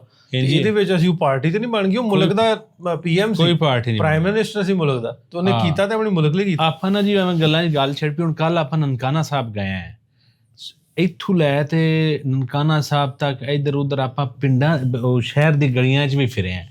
ਇੰਨੀ ਸਫਾਈ ਸੁਥਰਾਈ ਮੈਂ ਨਾ ਢਿੱਲੋਂ ਸਾਹਿਬ ਨਾਲ ਪਹਿਲੇ ਤਾਰੀਖ ਦੇ ਵਿੱਚ ਨਹੀਂ ਹੋਈ। ਔਰ ਮੈਂ ਗੱਲ ਕੀਤੀ, ਮੈਂ ਅਗਲੇ ਨੇ ਪੋਸਟ ਵੀ ਲਾਈ, ਮੇਰੇ ਵੀ ਐਵੇਂ ਥੱਲੇ ਕਈ ਦੋਸਤ ਆ ਜਾਂਦੇ ਨੇ, ਪਟਵਾਰੀ ਹੋ ਗਏ ਜਾਂ ਮੈਂ ਗੱਲ ਇਹ ਕੀਤੀ ਕਿ ਮੈਂ ਹਾਂ ਮਰੀਮ ਨਵਾਜ਼ ਸਾਹਿਬਾ ਜਿਹੜੀਆਂ ਨੇ ਨਾ, ਉਹ ਇਸ ਪੰਜਾਬ ਨੂੰ ਨਾ ਇੱਕ ਔਰਤ ਦੀ ਅੱਖ ਨਾਲ ਵੇਖਦੀਆਂ ਪਈਆਂ ਨੇ, ਜਿਵੇਂ ਘਰ ਸਾਫ਼ ਕਰਦੀ। ਮੈਂ ਨਾ ਜੀ ਤੁਸੀਂ ਹੁਣ ਆਪਣੇ ਰੰਗਾ ਬੰਦਾ ਨਾ ਜੀ, ਉਹਨੇ ਵਾਸ਼ਰੂਮ ਵਿੱਚ ਨਿਕਲਿਆ ਤੇ ਤੌਲੀਆ ਉਹਨੇ ਬੈੱਡ ਤੇ ਸੁੱਟ ਦਿੱਤਾ ਜਾਂ ਸੋਫੇ ਤੇ ਸੁੱਟ ਦਿੱਤਾ। ਔਰਤ ਨੂੰ ਕਦੇ ਵੀ ਇਹ ਗਵਾਰਾ ਨਹੀਂ ਹੁੰਦਾ, ਉਹ ਚੁੱਕੇਗੀ ਇੱਕ ਪ੍ਰੋਪਰ ਪਲੇਸ ਜਿੱਥੇ ਹੈ ਉੱਥੇ, ਜਾਂ ਅਸੀਂ ਜੁਰਾਬ ਲਾਉਂਦੇ ਹਾਂ ਤੇ ਇੱਕ ਜੁਰਾਬ ਉਹ ਪਈ, ਇੱਕ ਉਹ ਪਈ ਹੈ। ਮਤਲਬ ਬਦ ਨਜ਼ਮੀ ਜੀ ਆਪਾਂ ਕਰਨ ਦੀ ਕੋਸ਼ਿਸ਼ ਕਰਨੇ ਹਾਂ ਬੰਦਿਆਂ ਦੀ। ਇਹ ਜੀ ਔਰਤ ਨੂੰ, ਇਹ ਔਰਤ ਦੀ ਜਿਹੜੀ ਐਸਥੈਟਿਕ ਸੈਂਸ ਹੈ, ਜਿਹੜੀ ਜਮਾਲੀਆਤ ਦੀ ਹਿੱਸਾ ਹੈ, ਉਹ ਬੰਦੇ ਨਾਲੋਂ ਜ਼ਿਆਦਾ ਹੁੰਦੀ ਹੈ। ਔਰ ਮਰੀਮ ਨਵਾਜ਼ ਸਾਹਿਬਾ ਉਸ ਹਵਾਲੇ ਨਾਲ ਉਸ ਪੰਜਾਬ ਨੂੰ ਵੇਖੀ ਜਾਂਦੇ ਨੇ, ਉਹਨੂੰ ਸੋਹਣਾ ਸੁਥਰਾ ਕਰਤੇ, ਬੜੀਆਂ ਅੱਛੀਆਂ ਚੀਜ਼ਾਂ ਵੀ ਹਨ ਜੀ, ਉਹਨਾਂ ਨੂੰ ਇਸ ਵਾਸਤੇ ਐਪਰੀਸ਼ੀਏਟ ਕਰਨਾ ਚਾਹੀਦਾ। ਇਵੇਂ ਜਿਵੇਂ ਇਸ ਤੋਂ ਪਹਿਲਾਂ ਪਰਵੇਜ਼ ਲਾਈ ਸਾਹਿਬ ਸਨ, ਉਹਨਾਂ ਦੇ ਦੌਰੇ ਹੁਕੂਮਤ 'ਚ ਬਹੁਤ ਵਧੀਆ ਕੰਮ ਹੋਏ ਸਨ। ਜੀ ਹਾਂ ਬਿਲਕੁਲ। ਜੇ ਤੇ ਆ ਕੇ ਵਿਚਲੇ ਕੁਝ ਸਾਲ ਤੇ ਸਾਨੂੰ ਪੰਜਾਬ ਨੂੰ ਲੀਡਰ ਹੀ ਕੋਈ ਨਹੀਂ ਲੱਭਾ। ਹਾਂਜੀ, ਭਾਵੇਂ ਉੱਥੇ ਬੇਸ਼ੱਕ ਪੀਟੀਆਈ ਦੀ ਜਾਂ ਨੂਨ ਲੀਗ ਦੀ ਪਾਰਟੀ ਦੀ ਗਵਰਨਮੈਂਟ ਰਹੀ ਆ, ਸਾਨੂੰ ਪੰਜਾਬ ਨੂੰ ਤੇ ਲੀਡਰ ਹੀ ਕੋਈ ਨਹੀਂ ਦਿੱਤਾ। ਪਤਾ ਲੱਗਦਾ ਜੀ ਹੁਣ ਪੰਜਾਬ ਦੀ ਕੋਈ ਲੀਡਰ ਹੈ। ਜਾਂ ਡਿਵੈਲਪਮੈਂਟ ਦਾ ਕੰਮ ਪਰਵੇਜ਼ ਲਾਈ ਕਰਾਇਆ ਸੀ, ਜਾਂ ਹੁਣ ਗਵਰਨਮੈਂਟ ਵਧੀਆ ਹੋ ਰਿਹਾ। ਸੋ ਉਹਦੀ ਤਾਰੀਫ ਕਰਨੀ ਚਾਹੀਦੀ ਜਿਹੜਾ ਕੰਮ ਬਣਦਾ। ਢਿੱਲੋਂ ਸਾਹਿਬ ਨਾ, ਉਹ ਮੈਨੂੰ ਇੱਕ ਗੱਲ ਚੇਤੇ ਆ ਗਈ, ਤੁਸੀਂ ਮਾਸ਼ਾਅੱਲਾ ਨਾ 25 30 40 ਮੁਲਕ ਘੁੰਮੀ ਖੜੇ ਨੇ, ਤੁਹਾਡਾ ਵਿਜ਼ਨ ਹੈ, ਤੁਸੀਂ ਕੋਈ ਚੀਜ਼ ਅੱਛੀ ਵੇਖਦੇ ਹੋ। ਮੈਂ ਸਮਝਣਾ ਵੀ ਉਹ ਬੰਦੇ ਦਾ ਘੁੰਮਣ ਫਿਰਨ ਨਾਲ ਵੀ ਬੜਾ ਵਿਜ਼ਨ ਹੁੰਦਾ ਨਾ। ਸਾਡੇ ਇੱਥੇ ਹੈ ਵੀ ਜਿਹੜਾ ਬੰਦਾ ਮੇਰੇ ਰੰਗਾ ਜਿੱਦਾਂ 15,000 ਵਾਲਾ ਜਿਹੜਾ ਨਾ ਐਂਡਰਾਇਡ ਮੋਬਾਈਲ ਲੈ ਲੈਂਦਾ ਨਾ, ਉਹ ਉੱਥੇ ਬਹਿ ਤੇ ਫਿਲਾਸਫਰ ਬਣ ਜਾਂਦਾ, ਉਹਨੂੰ ਅਗਲੀ ਪਿਛਲੀ ਗੱਲ ਦਾ ਤਾਂ ਪਤਾ ਕੋਈ ਨਹੀਂ ਹੁੰਦਾ। ਉਹ ਸਾਡੇ ਪਿੰਡ ਦੇ ਇੱਕ ਬਜ਼ੁਰਗ ਆਇਆ ਨਾ ਜੀ, ਤੇ ਉਹ ਨਾ ਜਿੱਥੇ ਵੀ ਬਹਿੰਦੇ ਆ ਨਾ, ਉਹ ਆਦੇ ਮੀਆਂ ਸ਼ਹਿਰ ਦੁਨੀਆ ਤੇ ਬੜੇ ਹੋਣਗੇ, ਹੈਗੇ ਨੇ, ਪਾਕਿਸਤਾਨ ਦੇ ਵੀ ਬੜੇ ਸੋਹਣੇ ਸੋਹਣੇ ਸ਼ਹਿਰ ਨੇ, ਪਰ ਚਿਸ਼ਤੀਆਂ ਨੰਗਾ ਸ਼ਹਿਰ ਕੋਲ। ਅੱਛਾ, ਚਿਸ਼ਤੀਆਂ, ਬਾਵਲ ਨਗਰ ਦੀ ਤਹਿਸੀਲ ਚਿਸ਼ਤੀ।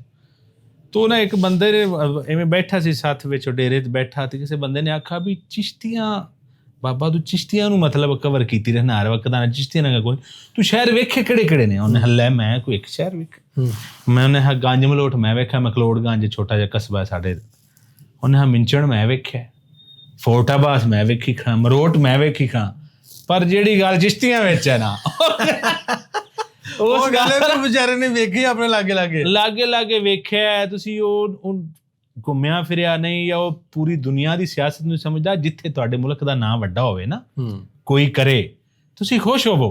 ਉੱਥੇ ਨਾ ਸੋਚੋ ਵੀ ਇਹ ਯਾਰ ਆ ਫਲਾਣਾ ਲੀਡਰ ਹੈ ਤੇ ਫਲਾਣਾ ਹੈ ਤੇ ਫਲਾਣਾ ਹੈ, ਤੁਸੀਂ ਆਖੋ ਹਾਂ ਬਿਲਕੁਲ ਜੀ। ਅੱਛਾ ਜੋਈਆ ਸਾਹਿਬ, ਗੱਲਾਂ ਹੋਰ ਪਾਸੇ ਤੁਰ ਪਈਆਂ, ਮੈਂ ਰਿਲੇਟ ਕਰਨ ਡਿਆ ਹਾਂ ਗੱਲਾਂ ਨੂੰ। ਹਾਂਜੀ, ਵੀ 10 ਸਾਲ ਹੋ ਗਏ ਤੁਹਾਨੂੰ ਪੜ੍ਹਾਉਂਦੇ ਆ। ਹਾਂਜੀ, ਤੇ ਮਾਸ਼ਾਅੱਲਾ ਸਟੂਡੈਂਟ ਮਾਸ਼ਾਅੱਲਾ ਜੀ, ਮੇਰੇ ਜ਼ਿਲ੍ਹੇ ਦਾ ਕੋਈ ਪੈਟਰੋਲ ਪੰਪ ਐਸਾ ਨਹੀਂ ਜਿੱਥੇ ਮੇਰਾ ਸਟੂਡੈਂਟ ਕੋਈ ਨਹੀਂ। ਹਰ ਪੈਟਰੋਲ ਪੰਪ ਤੇ ਮੇਰੇ ਸਟੂਡੈਂਟ ਹਨ ਜੀ।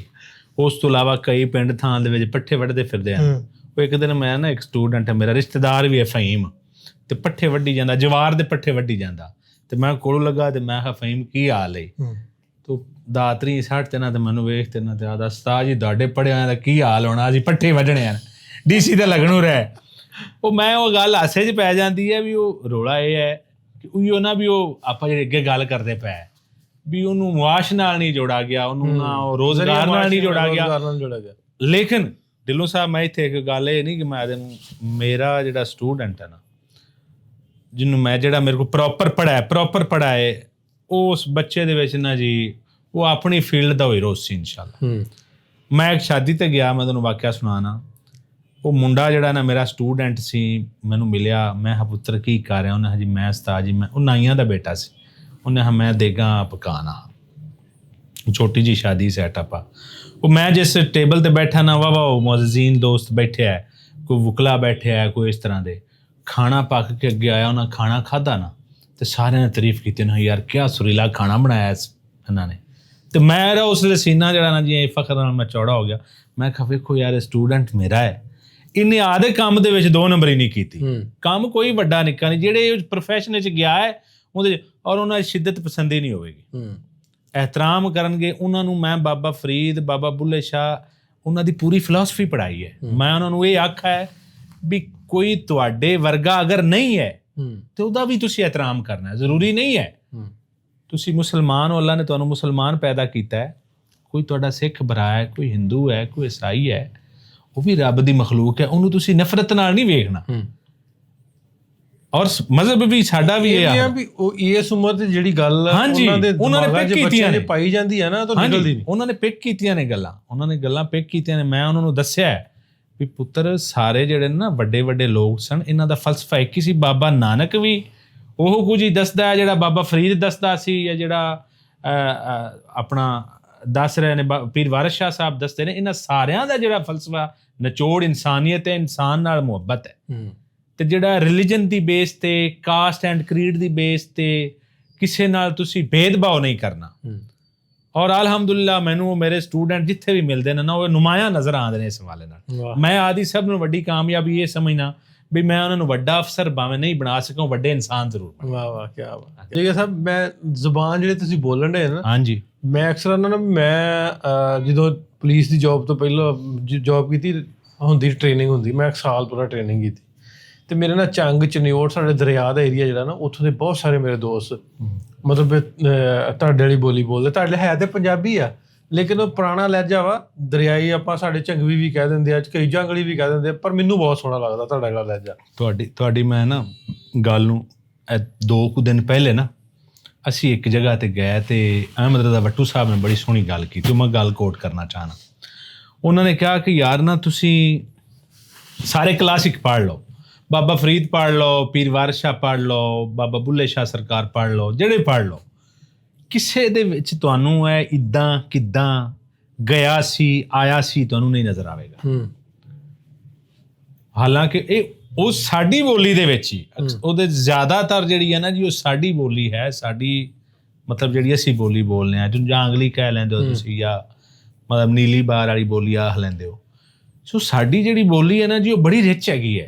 ਬੜੀ ਤਗੜੀ ਬੋਲੀ ਹੈਗੀ ਹੈ। ਮੈਂ ਹੁਣੇ ਜ਼ਿਸ਼ਾਨ ਲੱਲੇ ਦਾ ਇੱਕ ਵੇਖਣ ਡਿਆ ਤਾਂ ਮੈਂ ਉਹਨੂੰ ਆਖਿਆ ਵੀ ਫਿਲ ਬਦੀ ਜਿਹੜੇ ਜਿਵੇਂ ਆਪਾਂ ਕਿਹਾ ਵੀ ਆਪਾਂ 3 ਜਾਂ 4,000 ਲਫ਼ਜ਼ ਐਸੇ ਹੁੰਦੇ ਆ ਵਰਡ ਐਸੇ ਹੁੰਦੇ ਆ ਜਿਹੜੇ ਆਪਣੇ ਮਾਵਾਂ ਕੋਲ ਨਿੱਕੇ ਹੁੰਦੇ ਸਿੱਖ ਲੈਂਦੇ ਸਾਡੇ ਕੋਲੋਂ ਜਾਂਦੇ ਨਹੀਂ ਗਵਾਚਦੇ ਤੇ ਅਸੀਂ ਹੁਣ ਮੈਂ ਤੇ ਹੁਣ ਵੀ ਕਿਤੇ ਜਾਵਾਂ ਜ਼ਿਸ਼ਾਨ ਆਂਦਾ ਮੈਂ ਉਹਨੂੰ ਕਿਹਾ ਵੀ ਲੂਣ ਲਿਆ ਦੇ ਹੈਗਾ ਵੀ ਪਾਕਿਸਤਾਨੀ ਹੀ ਪੰਜਾਬੀ ਸੀ ਕਿ ਲੂਣ ਕੀ ਹੁੰਦਾ ਲੈ ਵੀ ਲੂਣ ਦਾ ਮਤਲਬ ਜੇ ਤੁਸੀਂ ਪੰਜਾਬੀ ਲੂਣ ਪਾਣੀ ਨਹੀਂ ਪਤਾ ਕਾਹਦਾ ਮੈਂ ਨਾ ਜੀ ਢਿੱਲੋਂ ਸਾਹਿਬ ਸਲਾਬ ਦੇ ਨਾਲ ਮੈਂ ਤੁਹਾਡੇ ਨਾਲ ਸੀ ਤੇ ਤੁਸੀਂ ਨਾ ਸਾਡੀ ਬੋਲੀ ਨੂੰ ਬੜਾ ਐਪਰੀਸ਼ੀਏਟ ਵੀ ਕਰਦੇ ਹੋ ਮੈਂ ਉੱਥੇ ਵੀ ਨੋਟ ਕੀਤਾ ਉਹ ਬਾਬੇ ਆਉਂਦੇ ਸਨ ਨਾ ਤੇ ਉਹ ਇੱਕ ਬਹਿ ਜਾਂਦਾ ਸੀ ਤੇ ਉਹਨੂੰ ਰਾਸ਼ਨ ਵਗੈਰਾ ਦੇਣਾ ਹੁੰਦਾ ਸੀ ਦੂਏ ਨੂੰ ਆਦਾ ਸੀਗਾ ਲਿੰਗ ਚਾਹੀਆ ਹੈ ਵੀ ਬਜਦਾ ਕਿਉਂ ਨਹੀਂ ਹੈ ਅਮਰਤਾ ਪਤਾ ਹੈ ਹਾਂ ਇਹ ਵੇਖੋ ਨਾ ਜੀ ਇਹਨਾਂ ਦੀ ਇੱਕ ਆਪਣੀ ਤਸਵੀਰ ਹੈ ਇਹ ਤੁਸੀਂ ਜਿਹੜਾ ਨਾ ਜੀ ਇਹਨੂੰ ਮਤਲਬ ਨਹੀਂ ਮੈਂ ਵੀ ਨਾ ਜੀ ਤੁਸੀਂ ਮੈਨੂੰ ਉਹ ਡਾਕਦਾਰਾ ਹਾਂ ਮੈਂ ਉਹ ਗਏ ਨਾ ਸਾਡੇ ਨਾਲ ਡਾਕਟਰਾਂ ਦੀ ਟੀਮ ਵੀ ਸੀ ਜੀ ਤੇ ਉਹ ਜੇ ਕਿਸੇ ਨੇ ਦਵਾਈ ਲੈਣੀ ਨੇ ਦੂਰੋਂ ਆਵਾਜ਼ ਮਾਰੀ ਪਾਣੀ ਸੀ ਹੁਣ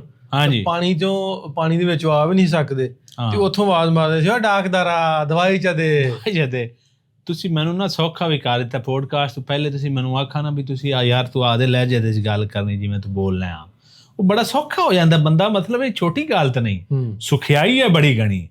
ਅਸੀਂ ਨਾ ਜੀ ਇੱਥੇ ਆਦ ਨਾ ਪੰਜਾਬੀ ਦੇ ਵਿੱਚ ਵੀ ਅਸੀਂ ਨਾ ਇੱਦਾਂ ਕਰਕੇ ਜੀ ਜਿਸ ਤਰ੍ਹਾਂ ਕੇ ਇਸ ਤਰ੍ਹਾਂ ਕੇ, ਉਹ ਹੈ ਤਾਂ ਪੰਜਾਬੀ ਸਾਡੀ ਜਾਂ ਮਾਝੀ ਦਾ ਲਹਿਜਾ ਹੈ ਜਿਵੇਂ ਤੁਸੀਂ ਬੋਲਦੇ ਹੋ, ਉਹ ਸਾਨੂੰ ਆਪ ਨੂੰ ਤੁਹਾਡੇ ਨਾਲ ਔਖਾ ਕਰਨ ਵਾਲੀ ਗੱਲ ਹੈ, ਉਹਦੇ ਚ ਢਾਲਣਾ ਔਖਾ ਹੁੰਦਾ, ਔਖਾ ਕਰਨ ਵਾਲੀ ਗੱਲ ਹੈ ਵੀ ਉਹ ਅਸੀਂ ਨਾ ਇਹਦੇ ਵਿੱਚ ਕੰਫਰਟੇਬਲ ਫੀਲ ਕਰਨੇ ਆ।